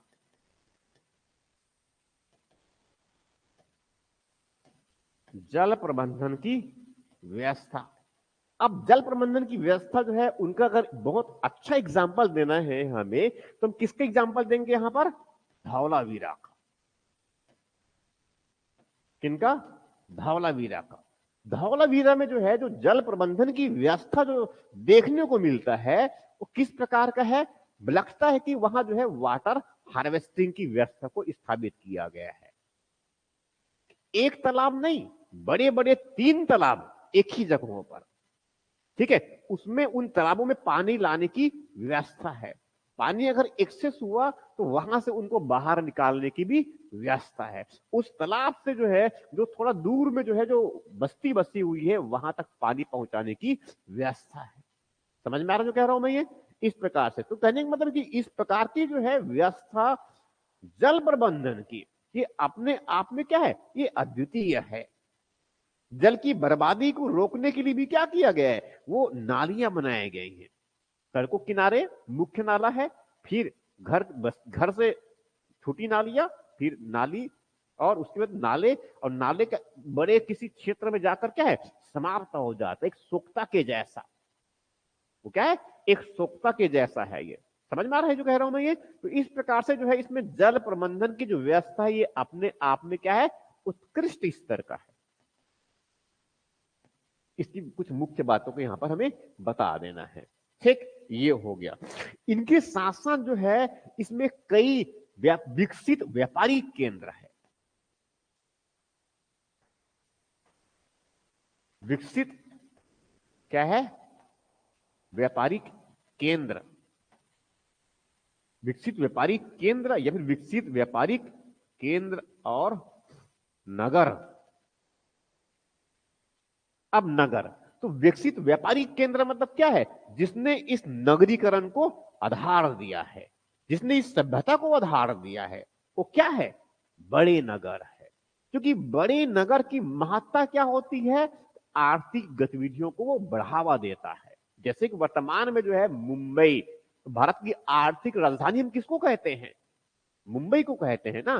क्यों? क्योंकि बड़ी जो आर्थिक गतिविधियां जो है कहां संचालित होती है, बड़े नगरों में। अभी भी वर्तमान में अगर देखें तो भारत की जो है कुल जीडीपी का लगभग 44 से 45 हिस्सा जो है, वो कहां पर जनरेट होता है, कहां जनरेट होता है, नगरों में होता है। अब उनमें से कुछ बड़े नगर तो बहुत ही महत्वपूर्ण है। दिल्ली है, मुंबई है, कोलकाता है, चेन्नई है, हैदराबाद है, बेंगलुरु है, ठीक है, और जालंधर जैसे कुछ है, इंदौर भी जैसे है, और भी कुछ बड़े नगर है ये। तो यही नगरों में ही क्या है, हमारा पूरा आधा जीडीपी यही उत्पादन उत्पादन हो जाता है ये। और बाकी जो क्षेत्र बचे, ग्रामीण और बाकी क्षेत्र, उनमें उसकी अपेक्षाकृत कम उत्पादन होता है। मैं जो कह रहा हूं समझ में आ रहा है ये? इस तरह से ये, तो इसीलिए जो है, जितने बड़े नगर, जितने ज्यादा नगर, उतनी अधिक आर्थिक गतिविधियां, समृद्धि का उतना अच्छा स्तर, राइट। इसीलिए वर्तमान में भी जो है, भारत सरकार के द्वारा भी भारत में नगरीकरण को प्रोत्साहित किया जा रहा है। इसीलिए smart city mission, mini smart city mission, समझ में आ रहा है ना ये, कई अलग अलग हब बनाए जा रहे हैं, मैन्युफैक्चरिंग पार्क और अलग अलग क्लस्टर, ये सब इसलिए डेवलप किए जाते हैं ये, ठीक है, जिससे जो है, जो आर्थिक गतिविधियां हैं उनको बढ़ावा मिले। समझ में आ रहा जो कह रहा हूं मैं ये? तो ये इनकी विशेषता है कि इनमें विकसित व्यापारिक केंद्र के रूप में, तो कुछ प्रशासनिक केंद्र के रूप में क्या है, नगर है, जहां पर जो आर्थिक गतिविधियों का एक हब के रूप में काम करते हैं। क्लियर है यहां तक ये? ठीक। इनके साथ साथ जो है, इनकी विशेषताओं में जो है, एक 3 हो गया और ये 4 हो गया। अब इसको और आगे में जो ले रहा हूं, इसका 5वें नंबर में, इनकी लिपि और लेखन, ये अपने आप में विशेष है। ये इतना अधिक विशेष है क्योंकि समकालीन जो है और लिपि, समकालीन और लिपि, समकालीन और लिपि मतलब कौन सी बात कर रहा हूं मैं, मेसोपोटामिया की लिपि और साथ में जो मिस्र की जो लिपि है, मेसोपोटामिया की सभ्यता है, और जो मिस्र की जो सभ्यता है, उनकी लिपि, तो दोनों की लिपि को अब तक पढ़ा जा चुका है। दोनों की जो लिपि है उनको अब तक पढ़ा जा चुका है। प्राचीन लिपियों में जो है 3 ये प्रमुख लिपि है। एक कौन सा है, मिस्र में उनकी लिपि है, मिस्र की सभ्यता की लिपि है, और एक कौन सा है, मेसोपोटामिया की लिपि है, ठीक है। वो दोनों लिपि को जो है संयोगवश ऐसा पढ़ लिया गया, एक रोसेटा शिलालेख है, उधर यूरोप में भी, अरब वाले क्षेत्र में मिला हुआ है रोसेटा शिलालेख। कभी दिमाग में अगर आ गया तो बता दिया मैंने, अच्छा आपको याद करने का आवश्यकता नहीं है। क्या है? रोसेटा शिलालेख है ये। तो उसमें जो है, उस शिलालेख में जो है संयोगवश जो है एक ही जो है शब्द को, एक ही वाक्य को जो है 3 भाषाओं में लिखा गया है संयोग से। एक मिस्र की सभ्यता वाले लेख लिपि, मेसोपोटामिया वाली लिपि, और एक जो है और जिस भाषा को समझा जाता है इधर ग्रीस वाले में, बेबीलोनियन की सभ्यता वाले है।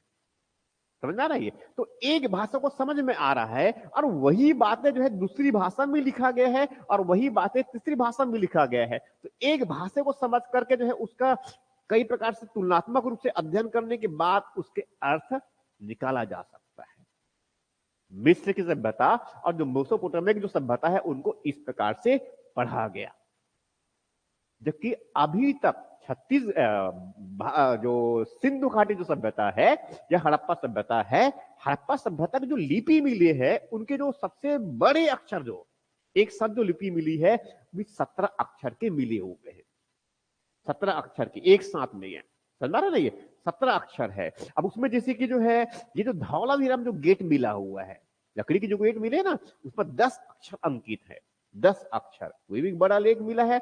बाकी जो लेख मिले हैं, जैसे बताया था कि हाथी वाला दिखाया था मैंने मुद्रा, मोरे 4 या 5, उसमें जो है उचित चित्र उत्कीर्ण है, भाव चित्रात्मक तो है, मगर हाँ ये ठीक ठाक मात्रा में लेखन कार्य जानते थे, ये तो बिल्कुल क्लियर है।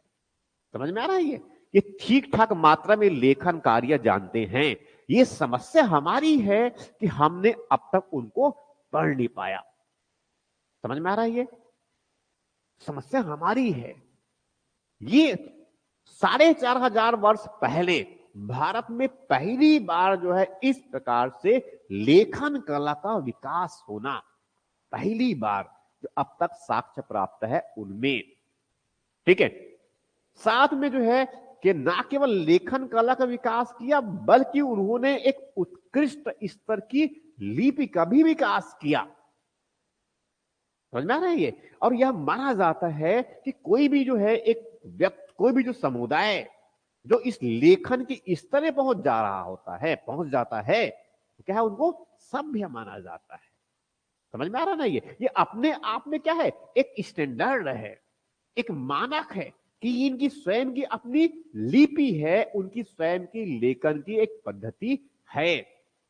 छत्तीसगढ़ी देख लीजिए, हमने क्या छत्तीसगढ़ी ने कोई अपना जो है, इतने लंबे समय से छत्तीसगढ़ी बोल रहे हैं हम, मगर क्या छत्तीसगढ़ी का कोई लिपि है? कोई अपना अलग से लिपि नहीं। छत्तीसगढ़ी का कोई अपना कोई स्वतंत्र पहचान नहीं है लिपि के आधार पर। मगर सिंधु घाटी सभ्यता में, हड़प्पा सभ्यता में जो उनकी अपनी खुद के द्वारा विकसित की हुई एक लिपि है। अब कल्पना कीजिए कि उस लिपि को जो है उस उत्कृष्टता तक लाने में भाषा तो प्रयोग रहे होंगे, स्वाभाविक है।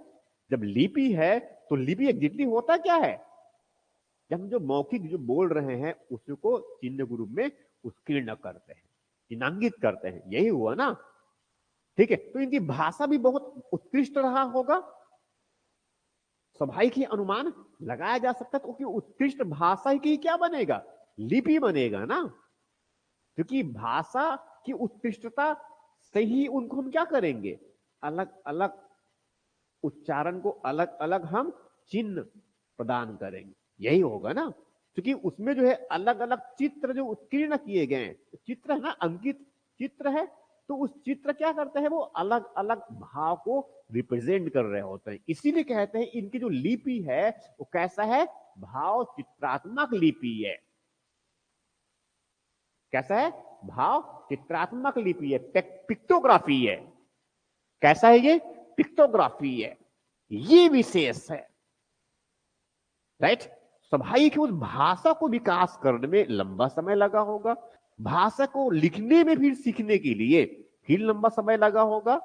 समझ में आ रही है? तो इस स्तर में पहुंचना अपने आप में क्या है, ये विशेष है। सिंधु घाटी सभ्यता या हड़प्पा सभ्यता की ये बहुत महत्वपूर्ण विशेषताओं में काउंट किया जाता है इनको। क्लियर है यहां तक ये? ठीक। उसके बाद फिर जो है 6वें नंबर में और ले लेता हूं मैं, इनमें सांस्कृतिक विविधता। सांस्कृतिक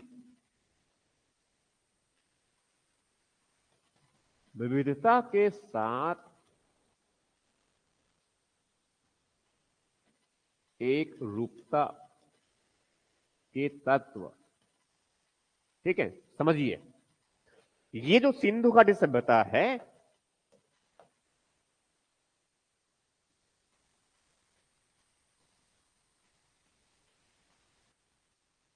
ये बड़े क्षेत्र है। ये इनका क्षेत्र कितना है, कितना बड़ा क्षेत्र है ये। इनको मैं थोड़ा सा अच्छा वाला बना देता हूं।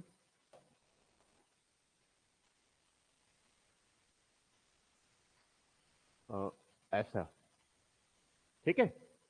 अब इसमें जो है कहां पर दाइमाबाद है, यहां पर तो मालूम होगा। और यहां पर क्या है, मांदा है, और यहां पर आलमगीरपुर है, और यहां पर सुतका गंजोर है, सुतका गंजोर है ये। अब इतने बड़े क्षेत्र में, ठीक है, इस हड़प्पा सभ्यता के उदय से पहले यहां पर जो है कुछ नवपाषाणिक बस्ती, और साथ में और बाद में थोड़ा विकसित हुआ कौन सा, ताम्रपाषाणिक बस्ती हुआ करते थे। ठीक है, उसी में मैंने कुछ स्पेसिफिक, इवन मैंने नहीं, ऐसा जो है इतिहास में जो है उपलब्ध है हमारे पास जानकारी है कि यहां पर अलग संस्कृति, इस उत्तर पश्चिमी क्षेत्र में भी अलग, जैसे कि मेहरगढ़, इस तरफ किल गुल मोहम्मद, ये पर क्या है, किली गुल मोहम्मद है, इधर क्वेटा है, इधर क्या है, क्वेटा है, इधर मोहनजोदड़ो, शहूदड़ो, और यहां पर जो है राजस्थान वाले क्षेत्र में क्या है, सोठी संस्कृति है। कालीबंगा वाले क्षेत्र में कौन संस्कृति, छोटी संस्कृति, सोठी संस्कृति, बताया था मैंने, ये याद है। ठीक है, यहां पर क्या है, सोठी संस्कृति। मालवा संस्कृति तो याद होगा, आहार संस्कृति तो याद होगा। ये सब कौन सा वाला है, ये कौन सा वाला है, ताम्रपाषाणी सावाल्दा संस्कृति बताया था मैंने, जोरवे। ठीक है, ये तो कहने का मतलब ये है, तो मतलब एग्जांपल समझाने के लिए मैंने ये। अब इसको छोड़ देते हैं हम, इनको अरे सॉरी, ये थोड़ा गड़बड़ हो गया, इनको मैं फिर से ऐसा कर देता हूं, और ये लीजिए। ठीक, अब एग्जैक्टली मैं बताने का प्रयास कर रहा हूं इसमें कि ये वास्तविकता है, किस पूरे क्षेत्र को हम क्या कहते हैं, किस नाम से पुकारते हैं, सिंधु घाटी की सभ्यता कहते हैं। ये बिल्कुल वैसा ही है जैसे आप समझ लीजिए कि ये भारत है, इस भारत में जो है 28 राज्य है, 8 केंद्र शासित प्रदेश है राजनीतिक रूप से। उनमें भी चलो और अंदर चले जाते हैं, छत्तीसगढ़। अब छत्तीसगढ़ में जो है एक मुख्य बोली कौन सी है, छत्तीसगढ़ी है, मगर उसके बावजूद यहां पर 93 बोली है, यही है। अब 93 बोली छत्तीसगढ़ के किस किस कोने में बोली जाते होंगे, समझ रहा ना ये।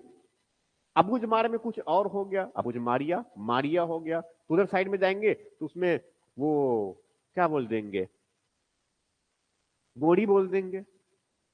और कुछ जाएंगे थोड़ा दूर में, समझ में आ रहा है ये, तो भतरी बोल देंगे। थोड़ा और दूर में चले गए तो थोड़ा सा और कुछ बोल देंगे।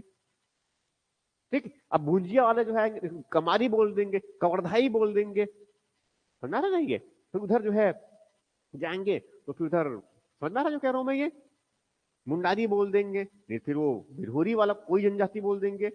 तो क्या है, ये बोली इतनी बड़ी मात्रा में है, कहां पर, छत्तीसगढ़ में है। ठीक है, अब त्योहार में, अब यहां पर जो है, यहां पर कुछ और त्योहार मना रहे हैं, कल पड़ोसी कुछ और त्योहार मना रहा है, दूसरे अगले दिन फिर और कोई त्योहार आ गया, यही हुआ ना। छत्तीसगढ़ में भी इतनी बड़ी मात्रा में अलग, हर दिन आए दिन त्योहार लगा रहता है। अभी तो त्योहारों का दिन चल रहा है ऐसे, यही हुआ ना। ठीक, मगर इसमें अब ठीक है, अभी कुछ दिन बाद में वो ठेठरी और खुरमी वाला त्योहार भी आ जाएगा, मालूम होगा पोला। ठीक है, उसके बाद जन्माष्टमी भी आने वाला है, और कल के परसों तो मेरे ख्याल से कमरसठ भी है, राई और मुर्रे वाले त्योहार होता है इसमें, समझ में आ रहा है जो कह रहा हूं मैं ये। तो ये अब ये तो अब पूरे पूरे भारत में तो ये कमर छठ वाला नहीं मनाया जा रहा होगा। चलो ठीक है, जन्माष्टमी अगर मनाया जाता है वो अलग बात है ये, मगर ये वो हरेली जो है कुछ दिन पहले भी नहीं आया क्या? वो भी आएगा, तो पूरे भारत में तो नहीं मनाया जाता। समझा रहा है ये? मैं ये बताने का प्रयास कर रहा हूं मैं कि जिस प्रकार से वर्तमान भारत में सांस्कृतिक विविधता के साथ साथ एक रूपता है, जिस तरह से वर्तमान भारत में सांस्कृतिक विविधता के साथ साथ क्या है, एक रूपता है। समझ में आ जो कह रहा हूं मैं ये? जम्मू कश्मीर की अपनी की विशेष संस्कृति है, तमिलनाडु की अपनी विशेष संस्कृति है, केरला की अपनी विशेष पहचान है, मध्य प्रदेश, इस तरफ झारखंड, उड़ीसा, छत्तीसगढ़ की अपनी विशेष पहचान है, नॉर्थ ईस्ट की अपनी एक पहचान है। मगर ओवरऑल बेसिस पर जो है ये पूरे जो भारत है उसकी क्या है, एक समेकित संस्कृति है, एक कंपोजिट कल्चर है। समझ में आ रहा है? कहने का मतलब ये हुआ कि जो भारत में जो है विविधताओं के बाद भी क्या है, एक एकता है, सांस्कृतिक यूनिफॉर्मिटी है। तो सेम ऐसी ही जो है सिंधु घाटी जो सभ्यता के जो क्षेत्र है, जो लगभग 12,99,000 वर्ग किलोमीटर के क्षेत्र में फैला हुआ है, तो स्वाभाविक रूप से यहां जो अलग लोग रहते हैं, इधर दूर दराज क्षेत्र में कुछ लोग रहते हैं, यहां पर कुछ लोग रहते हैं, यहां पर भी कुछ लोग रहते हैं, यहां भी कुछ लोग रहते हैं, तो निश्चित रूप से जो है उन सबकी अपनी अपनी स्थानीय संस्कृति है। मगर वो स्थानीय जो संस्कृति है वो उन क्षेत्रों में ही है, उनके बीच में ही है।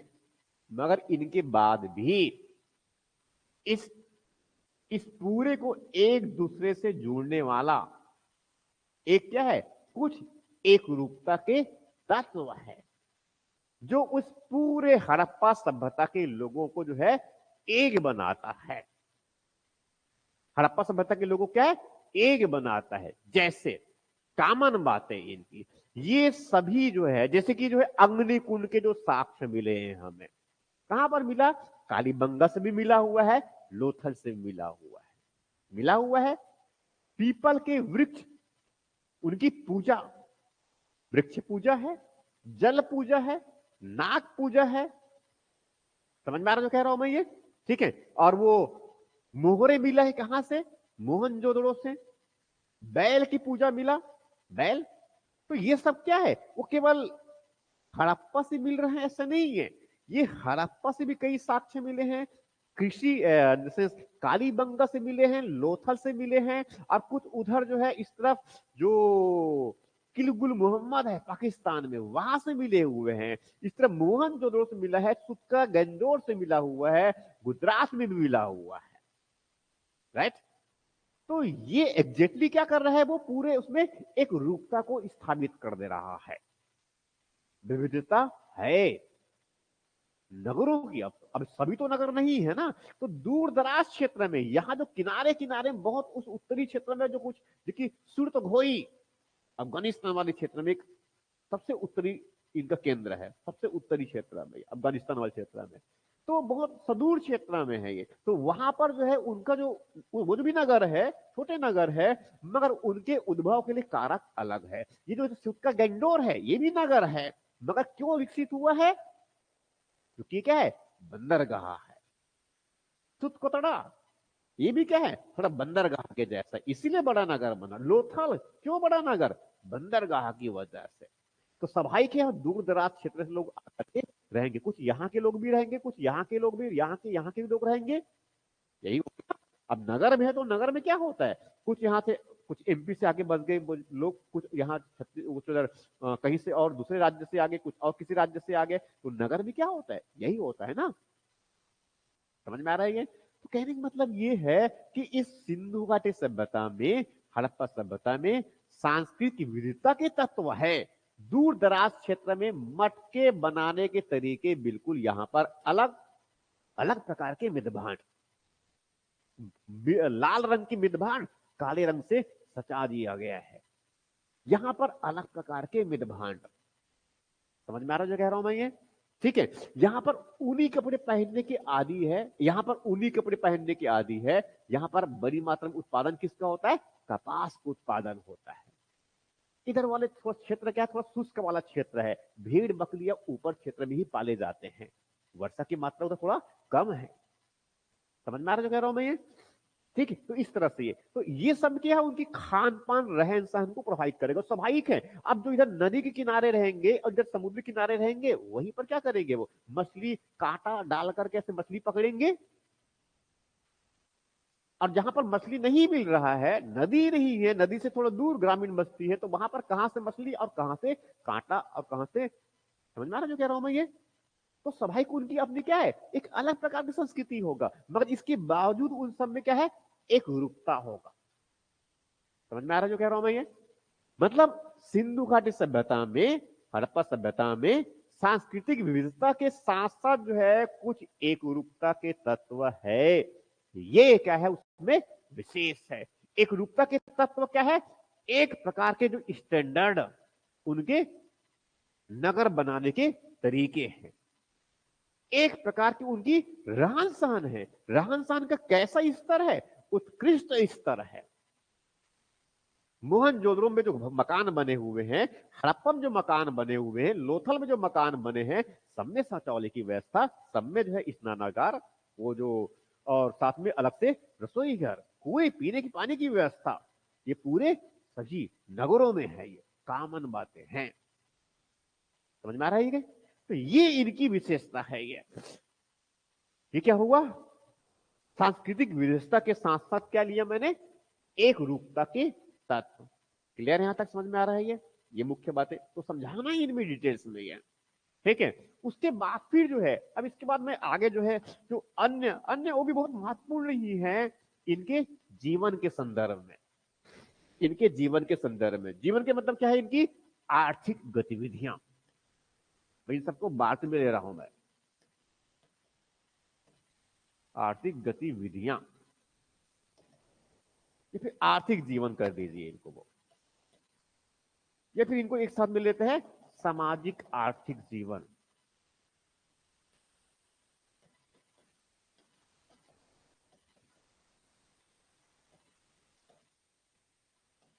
तब दो बातें एक साथ ले लिया मैंने इसलिए, अभी मुख्य बातें ले रही है, इसीलिए हम अलग से सामाजिक व्यवस्था पढ़ेंगे इसका भी है।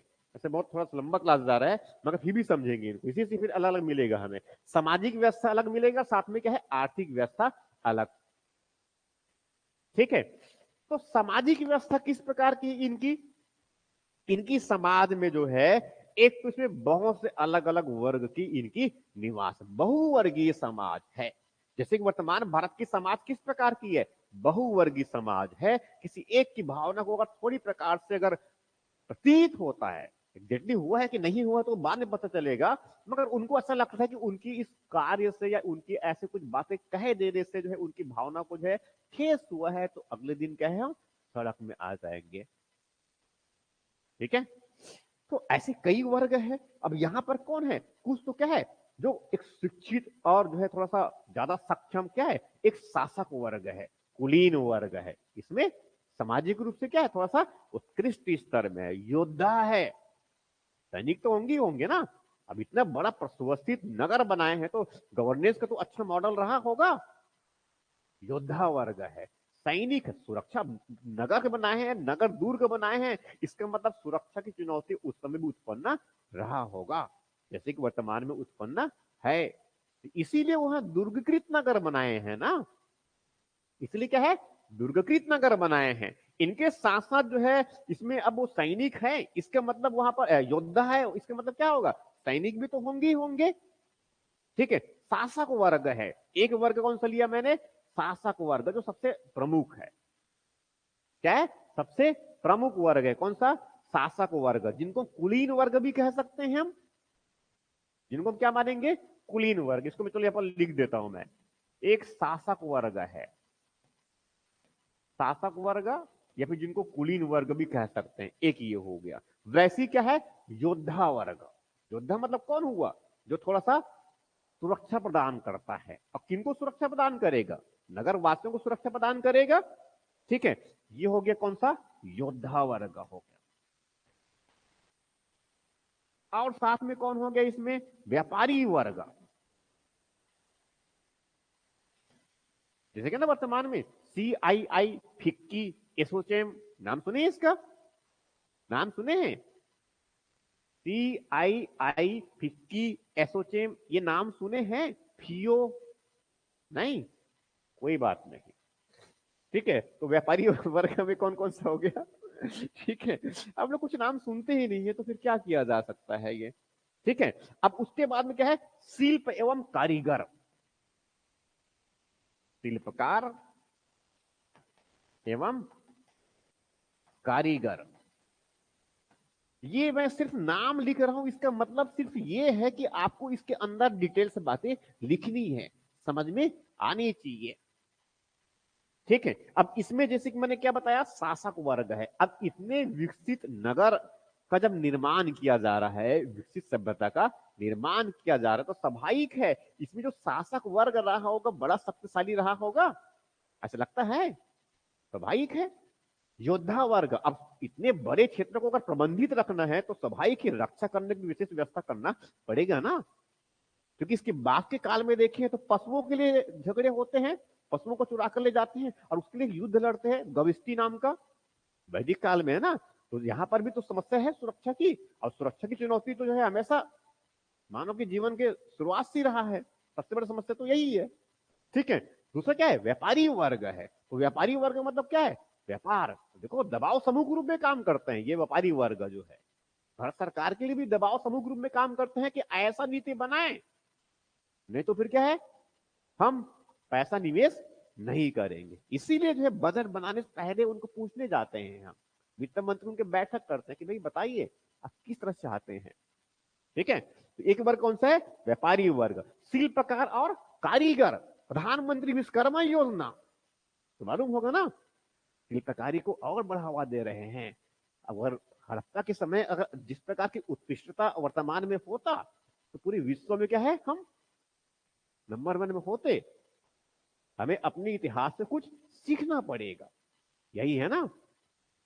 हमें अपने इतिहास से कुछ सीखना पड़ेगा कि 5000 साल तक चलने वाले बर्तन बनाए कैसे जाते हैं, कहां सीखना पड़ेगा, हड़प्पा से। समझ में आ रहा है ना ये।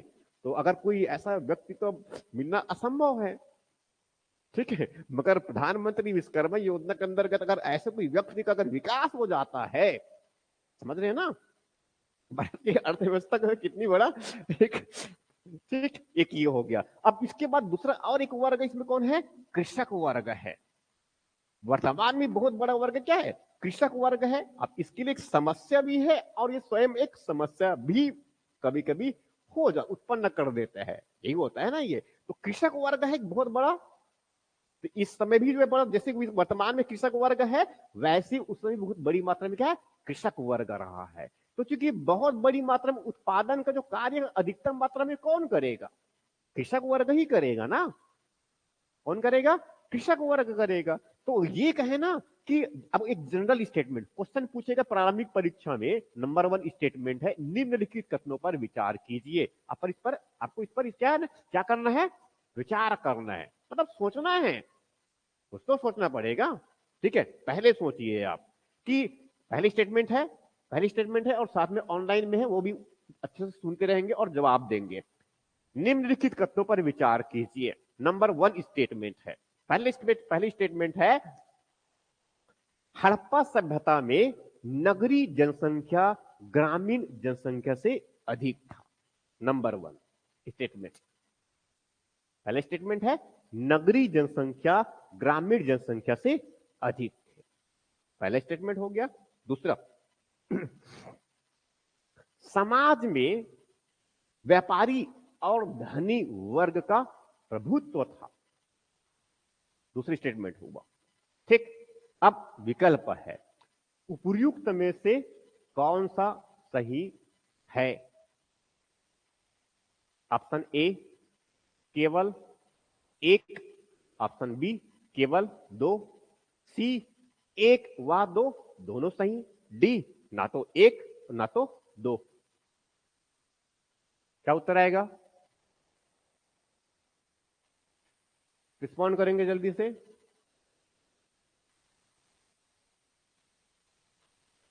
प्रश्न नहीं समझ में आया? क्या हुआ है? कॉमन गेस करो ना, बहुत कॉमन सेंस लगाना है। ये अपना जो सेंस है, जो कॉमन लोग लगाते हैं ना, अब जो पढ़ने वाले लोग हैं, आम लोग जैसे गेस करते हैं, बताइए क्या उत्तर आएगा? दोनों सही हैं। कैसे दोनों सही हो जाएगा भाई? अभी अब पूछने गलत होने के बाद में ऐसा नहीं, देखो कॉमन सेंस लगाना चाहिए ना भाई। अभी अब नगरीकरण की वर्तमान स्थिति को खुद आप मूल्यांकन कर सकते हैं। ये नगरीकरण है, सिंधुघाटी सभ्यता में नगरीकरण है, मगर नगरीकरण जो है, अब किसको जो है क्वेश्चन ही रिपीट समझ में नहीं आए हैं, ठीक है। हाँ, अब वो क्वेश्चन पर छोड़ दो उनको, मैं उत्तर पर जा रहा हूं। देखो, वर्तमान में नगरीकरण, भारत में वर्तमान में नगरीकरण कितना परसेंट है? 2011 की जनगणना अगर करेंगे, कितना 31% का नगरीकरण है। जनसंख्या उतने, हमारा 31% जनसंख्या नगर में रहते हैं। अभी थोड़ा बढ़ गया होगा तो 33-34% हो गया होगा, ठीक है। इतने ही प्रतिशत ना। और छत्तीसगढ़ में देखेंगे कितना कितना परसेंट है? 21-23% हमारा नगरीकरण की जनसंख्या है वर्तमान में। बाकी पूरे पूरे कहाँ रहते हैं? गांव में रहते हैं। अब वर्तमान स्थिति में ये स्थिति है, तो उस समय जो है कितने कुछ बड़े ही नगर तो थे, बाकी तो पूरे के पूरे, अब इतने बड़े क्षेत्र, तो क्या इसमें पूरे पूरे नगर रहे होंगे? ऐसा नहीं है ना, इसमें तो कुछ ही नगर है।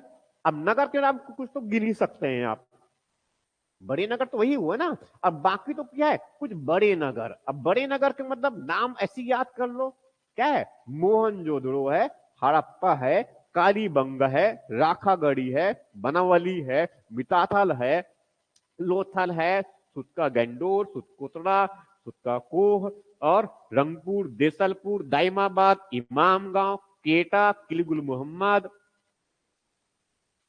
कुछ प्रमुख नगर यही है। आलमगीरपुर, मांदा, यही है ना ये। मगर इसके अलावा तो बहुत बड़ी मात्रा में ग्रामीण बस्ती है, जो खेती बाड़ी करते हैं, पशुपालन करते हैं, मछली पकड़ते हैं, सुअरी पालन करते हैं। भाई, समझ आ रही है? ठीक है, वो अपने लिए उत्पादन भी करते हैं, और साथ में जो व्यापारी है, जो शिल्पकार है, और जो साथ में मोटोपोटामिया में भी क्षेत्र में जो लोग रहते हैं, और मिश्र क्षेत्र में जो अरब क्षेत्र में रहते हैं, उनके लिए भी अनाज का उत्पादन करते हैं। तो स्वाभाविक रूप से क्या है, ग्रामीण बस्तियां अधिक है। किसकी तुलना में? नगरों की तुलना में। नगरी जो जनसंख्या है, वो ग्रामीण जनसंख्या से कम है। समझ में आ रहा जो कह रहा हूं मैं? ये, हाँ, ये अलग बात है कि हाँ, उसमें बहुत अधिक आर्थिक क्रियाएं होती है, जैसे कि वर्तमान में होता है। तो समाज में जो है ये सब क्या है, अलग अलग वर्ग है। एक शासक वर्ग है, योद्धा वर्ग है, व्यापारी वर्ग है, शिल्पकार और कारीगर, कृषक वर्ग है। अब कृषक के साथ साथ इसमें और कौन है? जैसे कि क्या, श्रमिक है, और कुछ में भी हो सकता है इसमें दास। श्रमिक वर्ग। अब श्रमिक मतलब कहां पर भाई, व्यापार भी करेंगे तो जैसे बताया ना, एक बैरक मिला हुआ है। लोथल में क्या मिला? मोहनजोदड़ो में भी, और साथ में लोथल में क्या मिला है? मोहनजोदड़ो मिला हुआ है, बैरक। बैरक समझते हैं ना? बैरक समझते हैं? 14 बैरक, एक ही जगह पर 14 छोटे छोटे जो है कमरे बने हुए हैं, जिनको बोलते हैं बैरक। बैरक नहीं समझते हैं? अब भाई जैसे कि कोई अब कहीं बाहर काम करने गए, तो वहां पर जो है कुछ ठेकेदार ठेकेदार है। अब ठेकेदार जो है, अब उनको अपने मजदूरों को रखना है ना, तो कहाँ रखेंगे? तो उनको चलो ठीक है, छोटा छोटा कमरा बना दिया है, अब वहीं रहेंगे अब अस्थायी रूप से। समझ में आ रहा है ये? वो सैनिक वैनिक लोग जो है जब यहाँ वहां चले जाते हैं, तो क्या करते हैं, तंबू तान कर रह जाएंगे वहां पर। तो एक तंबू, दूसरा तंबू, और तंबू ही तंबू।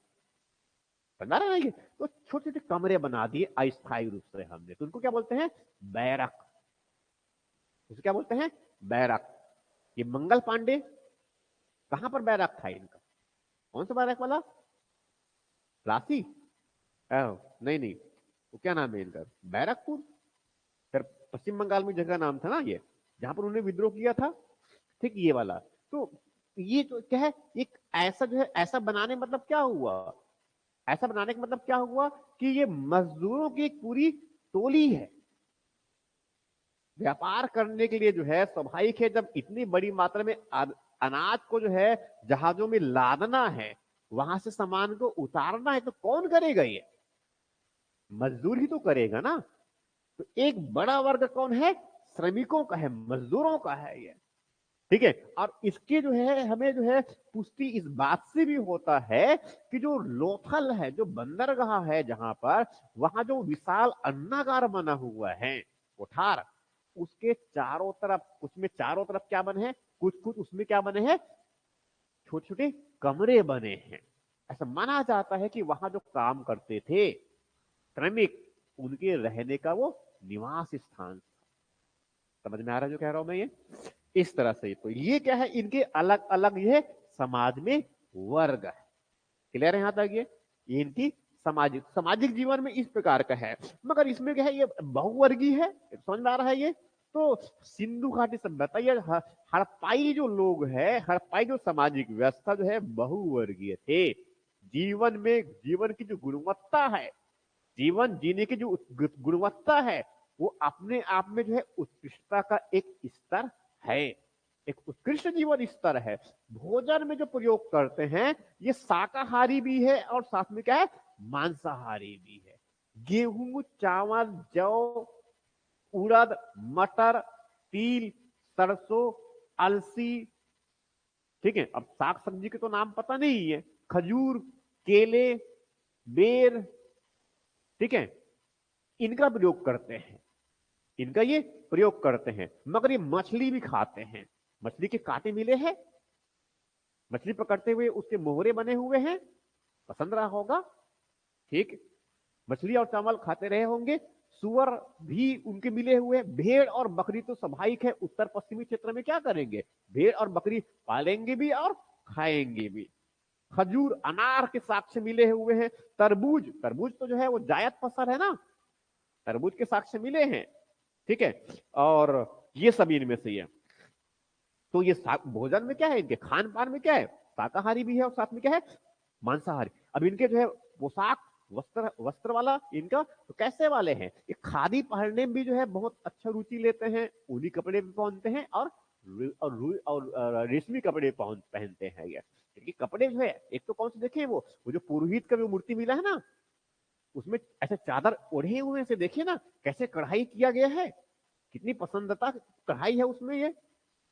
ये विलासता युक्त कपड़े है ना। उसमें वो जरी किया गया है, उसको बोलते हैं, क्या बोलते हैं उनको, उस पर वो ऐसा क्या करते हैं? हाँ हाँ हाँ, ठीक है, आरी वर्क या जो भी वर्क किया जाए, वर्क कर दिया गया उस पर। ये मतलब उनको सजाया गया है, कहने का मतलब ये है, स्पेशलाइजेशन हुआ है, ये मान के चलो इनको। वो ऋतु ऋतु के अनुसार अलग अलग मौसम आएगा तो उसमें अलग अलग प्रकार के कपड़े पहनेंगे। जैसे कि अभी जो है थोड़ा सा बरसात आया तो बारिश होगा, तो फिर उसमें ऊपर में बरसाती कपड़े पहन लेंगे, नहीं भीगेंगे ये। फिर उसका जब उसमें गर्मी जब आएगा, थोड़ा सा हल्के वाले सफेद कपड़े पहन लेंगे। ठीक है, समझ में आता है ना ये, इस तरह के। बाकी तो और बाकी सब फैशन है, वो अलग बातें है ये। ठीक है। अब उसके बाद और भी है इसमें, तो क्या है कि सामाजिक जीवन और भी कई है। और सामाजिक जीवन क्या है कि मनोरंजन के साधन भी है। ये मुर्गों को भी लड़ाते हैं, पासे खेलते हैं, लूडो भी खेलते हैं, देखिए दिखाया था मैंने। ये क्या है कि मनोरंजन के, बैलों को लड़ाते हैं। तो क्या है, बैलों को लड़ाने वाला। अब बैल समझ रहे ना, ये भी है। तो सामाजिक इनकी, और तो महिलाओं की स्थिति, सामाजिक जीवन में क्या होता है, महिलाओं की स्थिति। तो महिलाओं की स्थिति जो है, ऐसा देखने से तो प्रतीत होता है, क्योंकि उनको जो है आ, उनकी मूर्ति, मिड मूर्ति जो मिली हुई है, किसके, अब पुरुष, कोई देवता तो नहीं, एक पुरुष देवता में जैसे कौन सा, वो पशुपति जो पद्मासन, एक पैर, एक पैर को दूसरे पैर के ऊपर रख करके जैसे पालथी मारकर बैठा हुआ है पद्मासन मुद्रा में, जिनके सिंह है, 3 सिंह है ना। ठीक है। उनको पशुपति नाथ हम कहते हैं, आदि महादेव, भगवान शिव इसको रूप मानते हैं। यही है ना एक्चुअली ये। तो वो क्या है, पद्मासन अवस्था में बैठा हुआ है, मगर वो भी हम कोई पुरुष देवता कह देते हैं। मगर इनके साथ में क्या है, मातृ देवी भी है, उर्वरता की देवी के रूप में पृथ्वी देवी को रिप्रेजेंट किया गया है। ठीक है। पौधा उत्पादन की जो है क्षमता को दर्शाता हुआ एक जो है मूर्ति मिला हुआ है हमें ये, समझा ना ये। तो ये ऐसे कुछ कुछ बातें हैं जो ये स्थापित करता है कि समाज में महिलाओं की स्थिति जो है अच्छा रहा होगा, क्योंकि हमें इनकी लिपि को तो हम पढ़ नहीं पाए हैं, कोई साहित्य भी नहीं है, तो ये सिर्फ एक अनुमान है। ठीक। संस्कार, मितक संस्कार। ठीक है, तो तीन प्रकार के संस्कार है। पूर्ण सावधान, एक क्या होता है, पूर्ण सावधान। पूर्ण सावधान में पूरी तरह से उनको दफन कर दिया गया। ठीक है, दफन कर दिया तो कुछ बचा ही नहीं, अब उसको हड्डी को भी निकालने की आवश्यकता ही नहीं है। एक होता है आंशिक सावधान। अब आंशिक सावधान में जो है दो प्रकार के तरीके हैं। एक तो उसमें कहते हैं कलश सावधान। एक में क्या है, आंशिक सावधान में एक तरीके क्या है कि किसी व्यक्ति की मृत्यु हुआ, उनके शव को खुले क्षेत्र में छोड़ दिया गया। ठीक है, बाकी जो है पेड़ जंगली जानवर और पशु पक्षी जो है उनको खा पी के खत्म किए, बचे क्या है, हड्डी। अब उस हड्डी को क्या करेंगे, कलश में रख करके जो है कोई उनको जमीन में गाड़ देंगे। ठीक है, कलश समाधान हुआ। समझना जो कह रहा हूं मैं, ये एक ही तरीका है। ठीक है, तो इस प्रकार के इनके तरीके हैं। ये किसके बताया था मैं भी, ये सामाजिक जीवन के। वैसी जो है इनकी आर्थिक जीवन है, ऐसी इनकी क्या है, आर्थिक जीवन। तो आर्थिक जीवन में भी सेम स्थिति है, कुछ लंबी चौड़ी बातें हैं। ठीक है, इसमें जो मुख्य मुख्य बातें जो लिखनी है आप लोगों को, वो तो मैंने सिर्फ मोटी मोटी बातें जो पर आपको लिखना है, समझ रहे ना ये, क्योंकि ये प्रश्न अगर आते तो बड़ा प्रश्न आएगा वो। और बड़ा प्रश्न मतलब इसमें थोड़ी सी बातों को आपको डिस्कस करके लिखनी है एक्चुअल में वो।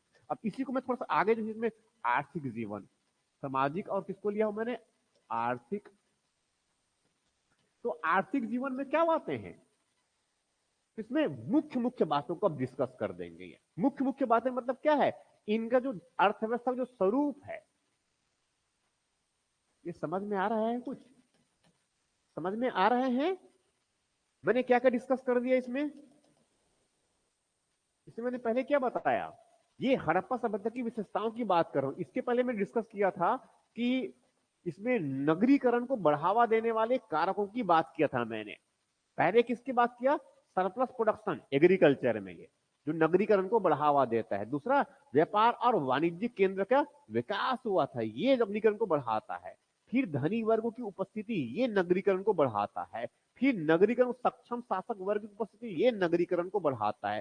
पुरोहित वर्ग के द्वारा सुदूर क्षेत्र से अनाजों का संग्रहण करना, ये नगरीकरण को बढ़ाता है।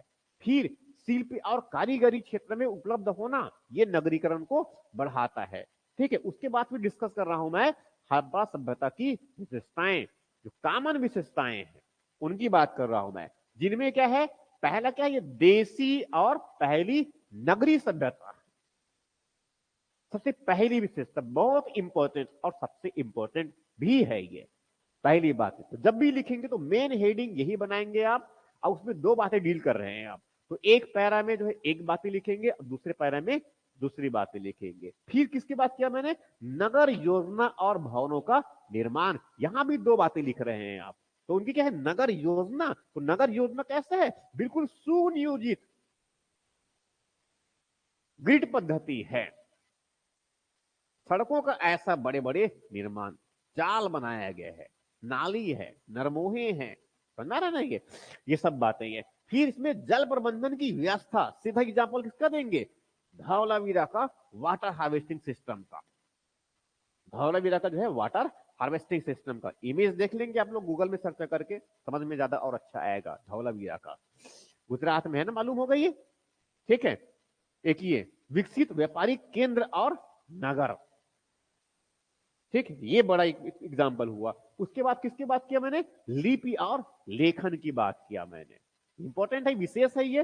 फिर किसकी बात किया मैंने, सांस्कृतिक विविधता के साथ एक रूपता के तत्व, अनेकता में एकता वाला बात हो गया ये, अनेकता में एकता की बात हो गई है। ठीक, फिर किसकी बात किया मैंने, सामाजिक आर्थिक जीवन की बात किया मैंने ये। तो सामाजिक आर्थिक जीवन में सामाजिक जीवन की बात कर ही दिया मैंने मोटी मोटी इनमें से। अब किसकी बात कर रहा हूं मैं, आर्थिक जीवन की बात कर रहा हूं मैं ये।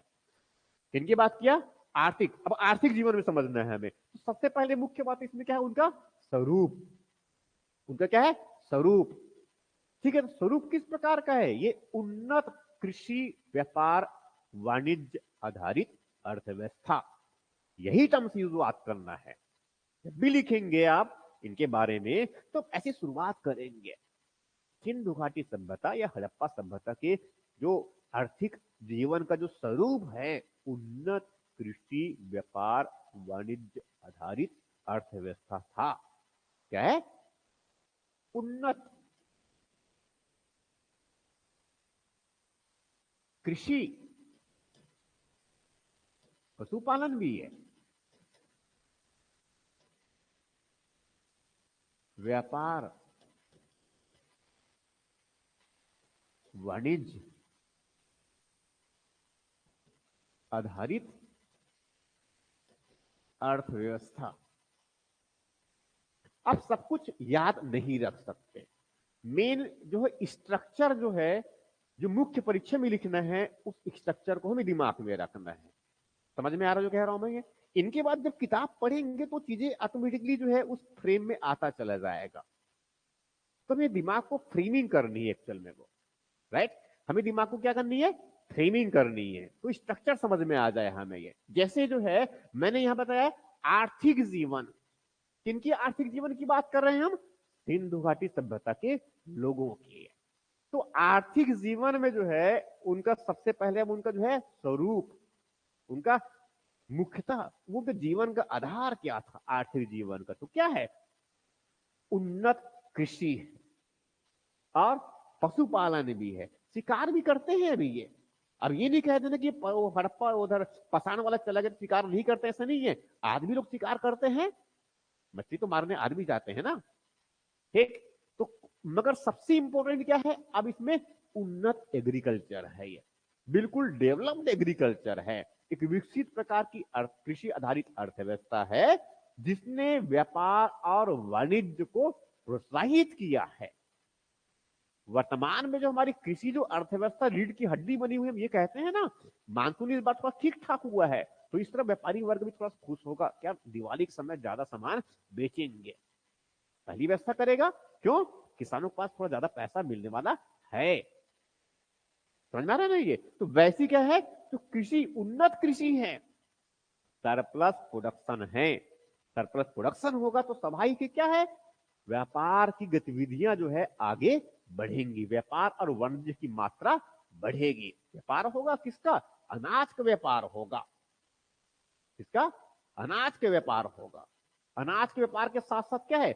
अब गैर जो खेती के जो वस्तुएं हैं उनका भी निर्माण होगा, उनको बढ़ावा मिलेगा, विनिर्माण का भी उत्पादन अधिक मात्रा में होगा।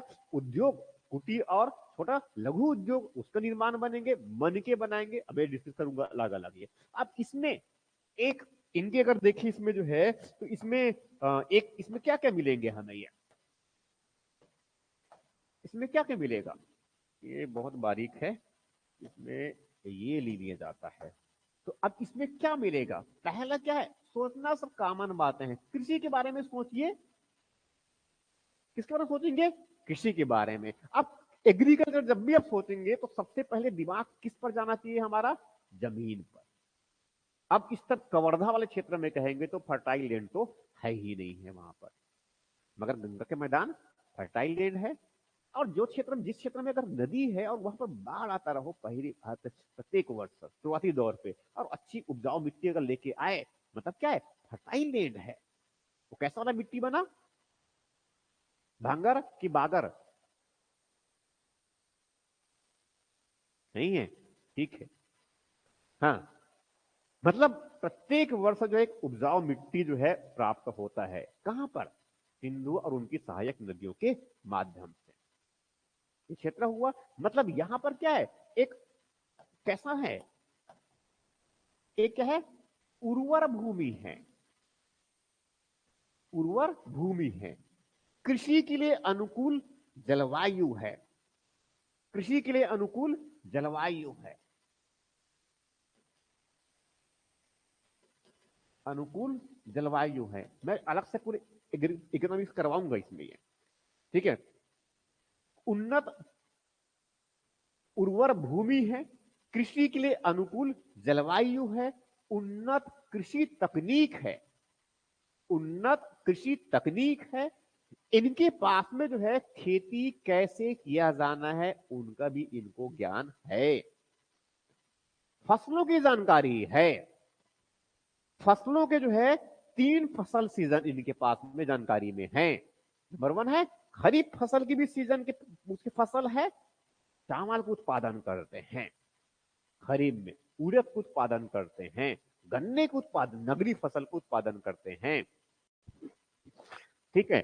और उसके बाद फिर जो है रबी में गेहूं का उत्पादन करते हैं, जौ का उत्पादन करते हैं, जौ का उत्पादन करते हैं, और उसके साथ साथ जो है ये वो मटर का उत्पादन करते हैं, सरसों का उत्पादन करते हैं, तिल का उत्पादन करते हैं, अलसी का उत्पादन करते हैं, खजूर का उत्पादन करते हैं, नारियल भी बुआई करते हैं, नारियल नारियल का उत्पादन करते हैं। समझ में आ रहा है ये? तो नारियल और खजूर का उत्पादन कहां पर करेंगे? वो थोड़ा सा सूखे वाले क्षेत्र में। खजूर का उत्पादन कहां? थोड़ा सूखे वाले क्षेत्र में, शुष्क क्षेत्र है ना, कौन सा? उत्तर पश्चिमी क्षेत्र है इसका, जो बताया था मैंने। ये क्षेत्र अगर ऐसे देखे, अगर मान लो तो ये क्षेत्र कैसा, थोड़ा उत्तर, ये थोड़ा सा यहाँ पर कम वर्षा वाला है, यहाँ पर थोड़ा ज्यादा वर्षा, ये भी ज्यादा वर्षा, इधर थोड़ा वर्षा की मात्रा कम, क्योंकि इधर जाएंगे तो वर्षा की मात्रा इधर क्या है, ज्यादा है, इधर क्या है, कम। यही है ना, यहाँ पर ज्यादा घने जंगल है, इसलिए खेती बाड़ी नहीं कर सकते वहां पर, उनके औजार लोहे के नहीं है ना, ठीक है। और घने जंगलों को अभी नहीं काट सकते। औजार कैसे हैं? पत्थर के हैं, कुछ तांबे और कुछ कांसे, ठीक है। इसीलिए तो सभ्यता का विस्तार जो है, सभ्यता का विकास भारत के उत्तर पश्चिमी क्षेत्र में हुआ है ना। और इस सभ्यता का विस्तार उत्तर पश्चिमी क्षेत्र में हुआ, और उनका फिर जो है इस तरफ पूर्व की तरफ क्या हुआ है, दक्षिण की तरफ क्या हुआ, इनका विस्तार हुआ है। समझ रहे हैं? इस तरह से ये सभ्यता का उद्भव और उनका विस्तार है, ये बताने के लिए कभी ऐसा बता सकते हैं, ये आपकी समझ को मजबूत करेगा, ठीक है। तो ये बताया मैंने ये, ठीक है। हाँ, अब इसमें जो है किसका ने बीज बता दिया मैंने, इसमें क्या क्या बता दिया, इसमें इनके फसल, तो इनके फसल बता दिए, फसल माने कौन कौन सा, 3 फसल बता दिया, खरीफ की फसल बता दिया मैंने, अब रबी के बता दिया, और जायद में क्या है, वो खजूर, क्या है इसमें, खजूर है, ठीक है, खजूर का। अब रबी में बता देंगे तो उसमें रबी में क्या है, वो गेहूं है, सबसे अधिक मात्रा में जौ खाना पसंद करते हैं, ऐसा प्रतीत होता है। जौ मतलब समझते ना, हाँ, जौ है, गेहूं का उत्पादन ठीक ठाक मात्रा में है, और मटर भी है, तिल भी है। अब तिल तो उधर वाला फसल है एक्चुअल में, इनको वहां लिख देना था मुझे, इधर पहले चावल और उड़द भी है, तिल भी है, मटर हो गया, अलसी हो गया, और क्या है, सरसों है, और और क्या साक्ष्य मिला है, जौ है, गेहूं, मटर, अलसी, सरसों, और भी कुछ साक्ष्य मिले होंगे, उसको भी लिख लेंगे आप लोग, बस ये समझाने के लिए कम से कम इतनी बातें हैं मुख्य रूप से। ये उनकी फसल हो गया। गन्ना है, कपास है, ये नहीं लिखा क्या, कपास कहाँ गया, कपास है, गन्ना है, ये सब देखो, ये अब ये क्या है, नगदी फसल है, इसी को व्यापार बढ़ावा मिलेगा, कपड़े बनाएंगे ये, भेड़, भेड़ पालन, अब ये तो हो गया। अब इसमें और भी कई बातें लिख सकते हैं ये। अब स्वाभाविक ये ऐसा है, तो सिंचाई की तो अच्छी व्यवस्था रहेगा ही रहेगा ना। अब सिंचाई की व्यवस्था के लिए बहुत बड़े बड़े नगर बनाने की आवश्यकता भी नहीं है, क्यों, क्योंकि आसपास में क्या है, नदी है, आसानी से सिंचाई किया जा सकता है ये, ठीक है। और इसके साथ में क्या है, वो पाइप बनाना तो जानते हैं ये पाइप बनाना जानते हैं। पाइप किससे बनाते हैं, बांस से पाइप बनाया है इसको, मोटी मोटी बांस, उससे पाइप, मतलब पानी को एक स्थान दूसरे स्थान पहुंचाने के लिए इस प्रकार की व्यवस्था, ठीक है। तो सिंचाई की भी अच्छी व्यवस्था इनके पास में है। हल, वो औजार, कृषि के औजार, तो कृषि के औजार का मतलब क्या है भाई, उसमें पत्थर के कुदाल बनाएंगे, पत्थर से हसिया बनाएंगे, पत्थर के जो है वो कुल्हाड़ी बनाएंगे, कुछ तो तांबे के बना लेंगे, कुछ जो है कांसे के, मगर वो उतने से उतने नहीं बनाते हैं, क्योंकि तांबे और कांसा और थोड़ा क्या है, नहीं मिलता है, कम मिलता है यहाँ पर ये। तो ज्यादातर इनके औजार किससे बने हैं, पत्थर से बने हुए हैं ये, मगर थोड़ा उत्कृष्ट तक इस तरह। हल, बनाविला से क्या मिला है, वो हल के टेराकोटा मिला हुआ है।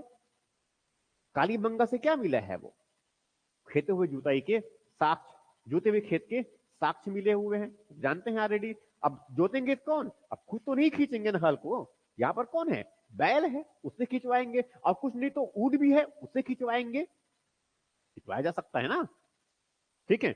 तो ये सब हो गया।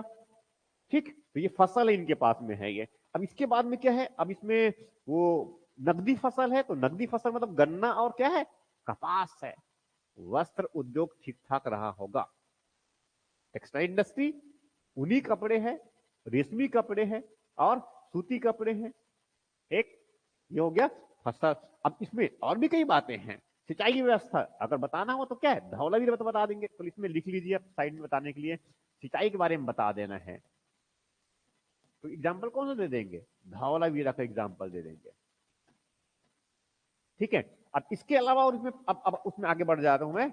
अब इसमें और मुख्य मुख्य बातें बता रहा हूं ना। देखो यहां पर क्या करेंगे, आर्थिक जीवन बताना है तो पहले थोड़ा उनका परिचय स्वरूप बता देंगे आपने, फिर क्या उसका हेडिंग किसका लिए, कृषि का हेडिंग लिए। अब कृषि के बारे में जो मुख्य मुख्य बातें उनको बताना शुरू कर दिए स्टेप बाय स्टेप। अब इसका मतलब ये नहीं है पहले आपने यहां पर इधर बताया कृषि आधारित जो है व्यापार केंद्र को बढ़ावा, और फिर बता रहे हैं भूमि उर्वर भूमि को बाद में, ऐसा नहीं। बताना पहले कैसे में, भूमि को पहले, फिर बाकी उसमें फसल और बाकी एक्टिविटीज को। और ठीक, दूसरा पशुपालन का जरूर डिस्कस करेंगे। अब पशुपालन भी क्या है, एक अच्छी पशुपालन की व्यवस्था है। अब पशुपालन दो तरफ फायदा है, दो फायदेमंद। इसके लिए क्या है, दो स्थिति है। एक तो क्या है, ये भारवाही पशु भी है, और एक जो है गैर भारवाही पशु। भारवाही पशु मतलब क्या है, जो भार ले जाता है, जैसे कि गदहा, ये बस काम है गधे लोगों का, और खच्चर, और ऊंट, और कौन सा है, ऊंट। हाथी भी है, बैठकर चलते हुए उसको चित्रित किया गया है। नहीं, इसमें चित्रित नहीं है। हाथी तो भीम बेटका वाले में बैठकर चित्र बनाया है ना, भीम बेटका। यहाँ पर जो है हाथी है, उस पर बैठते हैं कि नहीं बैठते हैं ये कोई साक्ष्य नहीं मिला है, मगर हाथी के चित्र मोर में एक उत्तीर्ण है, दिखाया था मैंने। तो गदहा है, खच्चर है, ऊंट है, बैल है।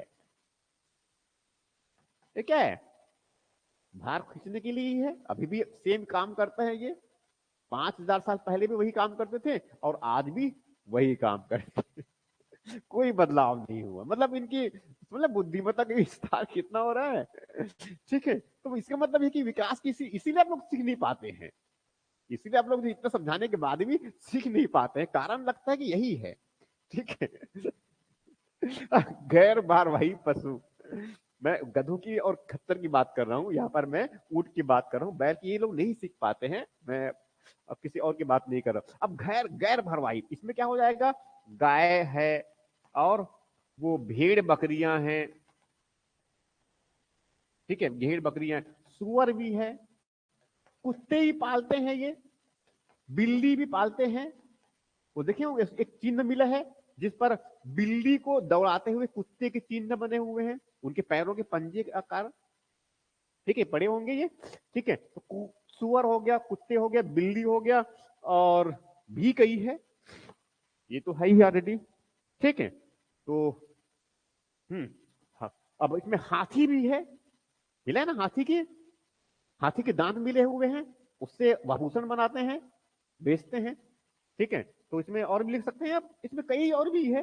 हाथी हो गया, बाघ, बाघ के भी में बाघ उत्कीर्ण है, और भी कई है जो आप जितने पढ़ते हैं वो सब लिख सकते हैं। इनमें से एक क्या हुआ, ये पशुपालन, कृषि पशुपालन। किसकी बात कर रहा हूं मैं, आर्थिक जीवन में। फिर इसके बाद में किसकी बात कर रहा हूं मैं, उसमें विकसित विनिर्माण और व्यापार।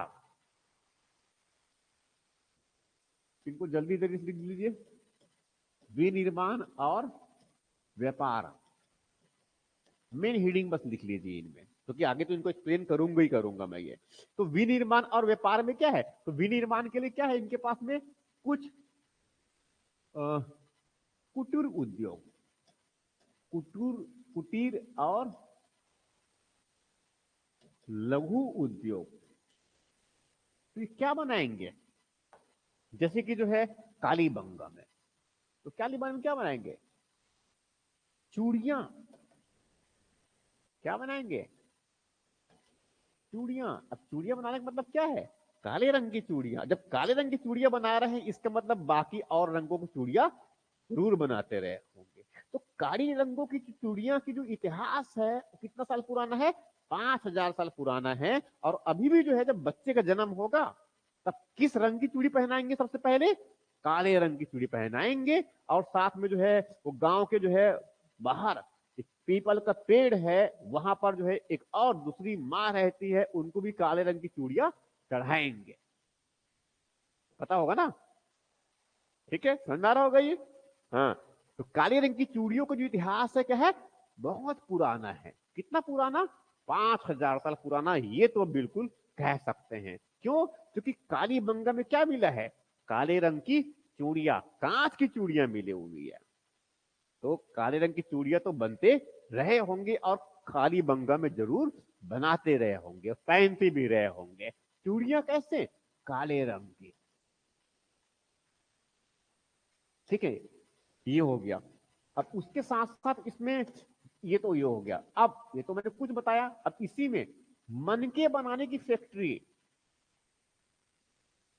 मनके बनाने का वर्कशाला, कार्यशाला, इनको फैक्ट्री कह देंगे। आप समझने के लिए कह सकते हैं मगर फैक्ट्री टर्म्स यूज नहीं करेंगे। मनके बनाने का कार्यशाला, मनके समझते हैं ना? गले में पहनने वाला आभूषण चौधड़ों में। देखो मैं यहाँ पर एग्जैक्टली क्या बात कर रहा हूं, मैं वो मुख्य मुख्य बातों को पिकअप कर रहा हूं मैं। और यहां से कुछ एग्जाम्पल देखो, बहुत अधिक फैक्ट्स की आवश्यकता नहीं होती है मुख्य परीक्षा में लिखने के लिए। हमें जो है उनके एक ढांचा को बताना है कि हाँ हम उस बात को समझते हैं कि उस समय आर्थिक जीवन किस प्रकार का हुआ करता था। हमें ये संदेश देना है।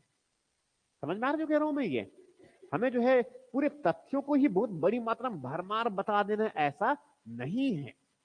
हमें वो ढांचे को बताना है जिसमें आर्थिक जीवन की गतिविधियां संचालित होती थी। तो एक मैंने क्या बताया?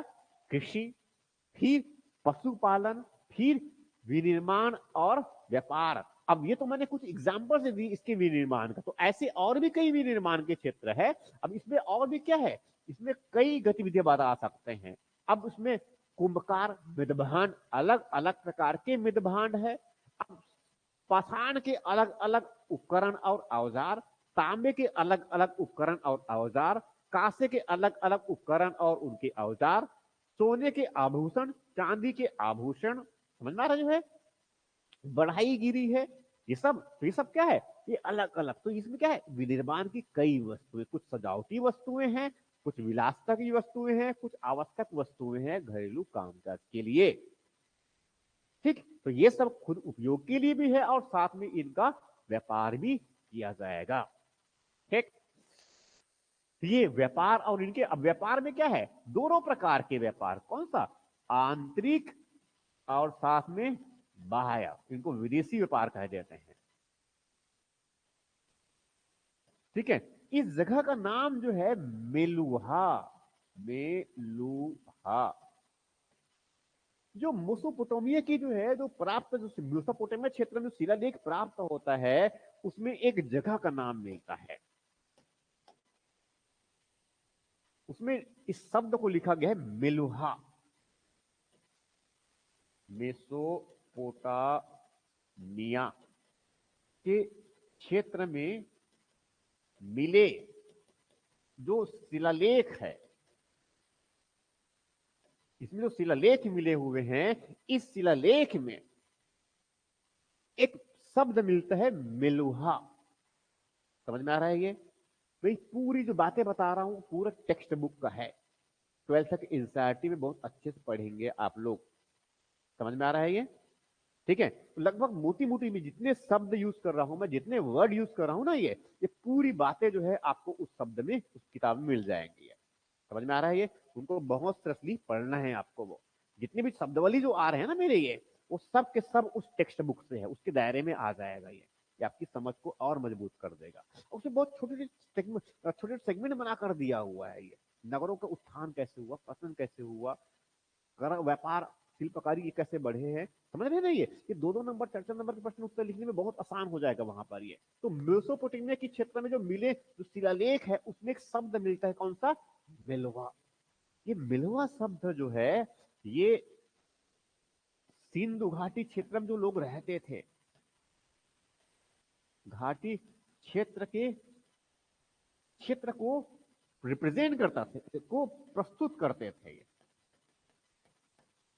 तो एग्जैक्टली अगर ये कहा जाए तो सिंधु घाटी क्षेत्र के जो है, सिंधु घाटी वाले जो क्षेत्र है उनको ये मेसोपोटामिया क्षेत्र के लोग जो है मेलवा कहा करके पुकारते थे। समझ में आ रहा है जो कह रहा हूं मैं ये।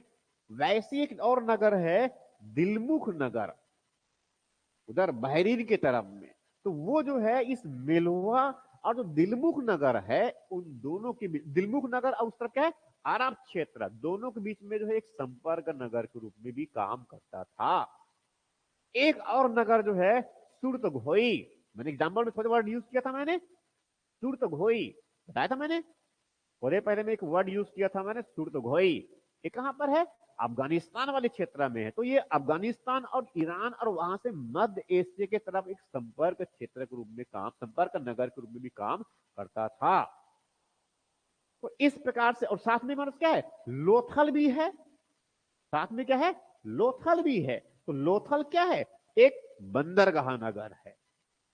लोथल क्या है, एक बंदरगाह नगर है। समझ में आ रहा है जो कह रहा हूं मैं ये। तो ये क्या हो गया, इसको समझाने के लिए तो और भी बहुत सारे बातें हैं, पर थोड़ा समय ज्यादा हो रहा है इसीलिए थोड़ा सा रुकूंगा मैं। इसमें एक बात और आप लोग ले लेंगे, शिल्प और उद्योग। अब बाकी बातें इसकी डिटेल्स में जो है कल करूंगा, नहीं तो फिर इसके बाद जो सर पढ़ाने वाले हैं ज्योग्राफी वो जो है नाराज हो जाएंगे, समय कम हो जाएगा। समझ में आ रहा है ये। इसमें बहुत डिटेल से बातें हम आर्थिक जीवन में पढ़ेंगे, मगर हाँ जब मुख्य मुख्य जब विशेषताएं पढ़ेंगे तो इतनी बातें जो है होनी चाहिए। अब एक माइंडसेट बन चुका होगा।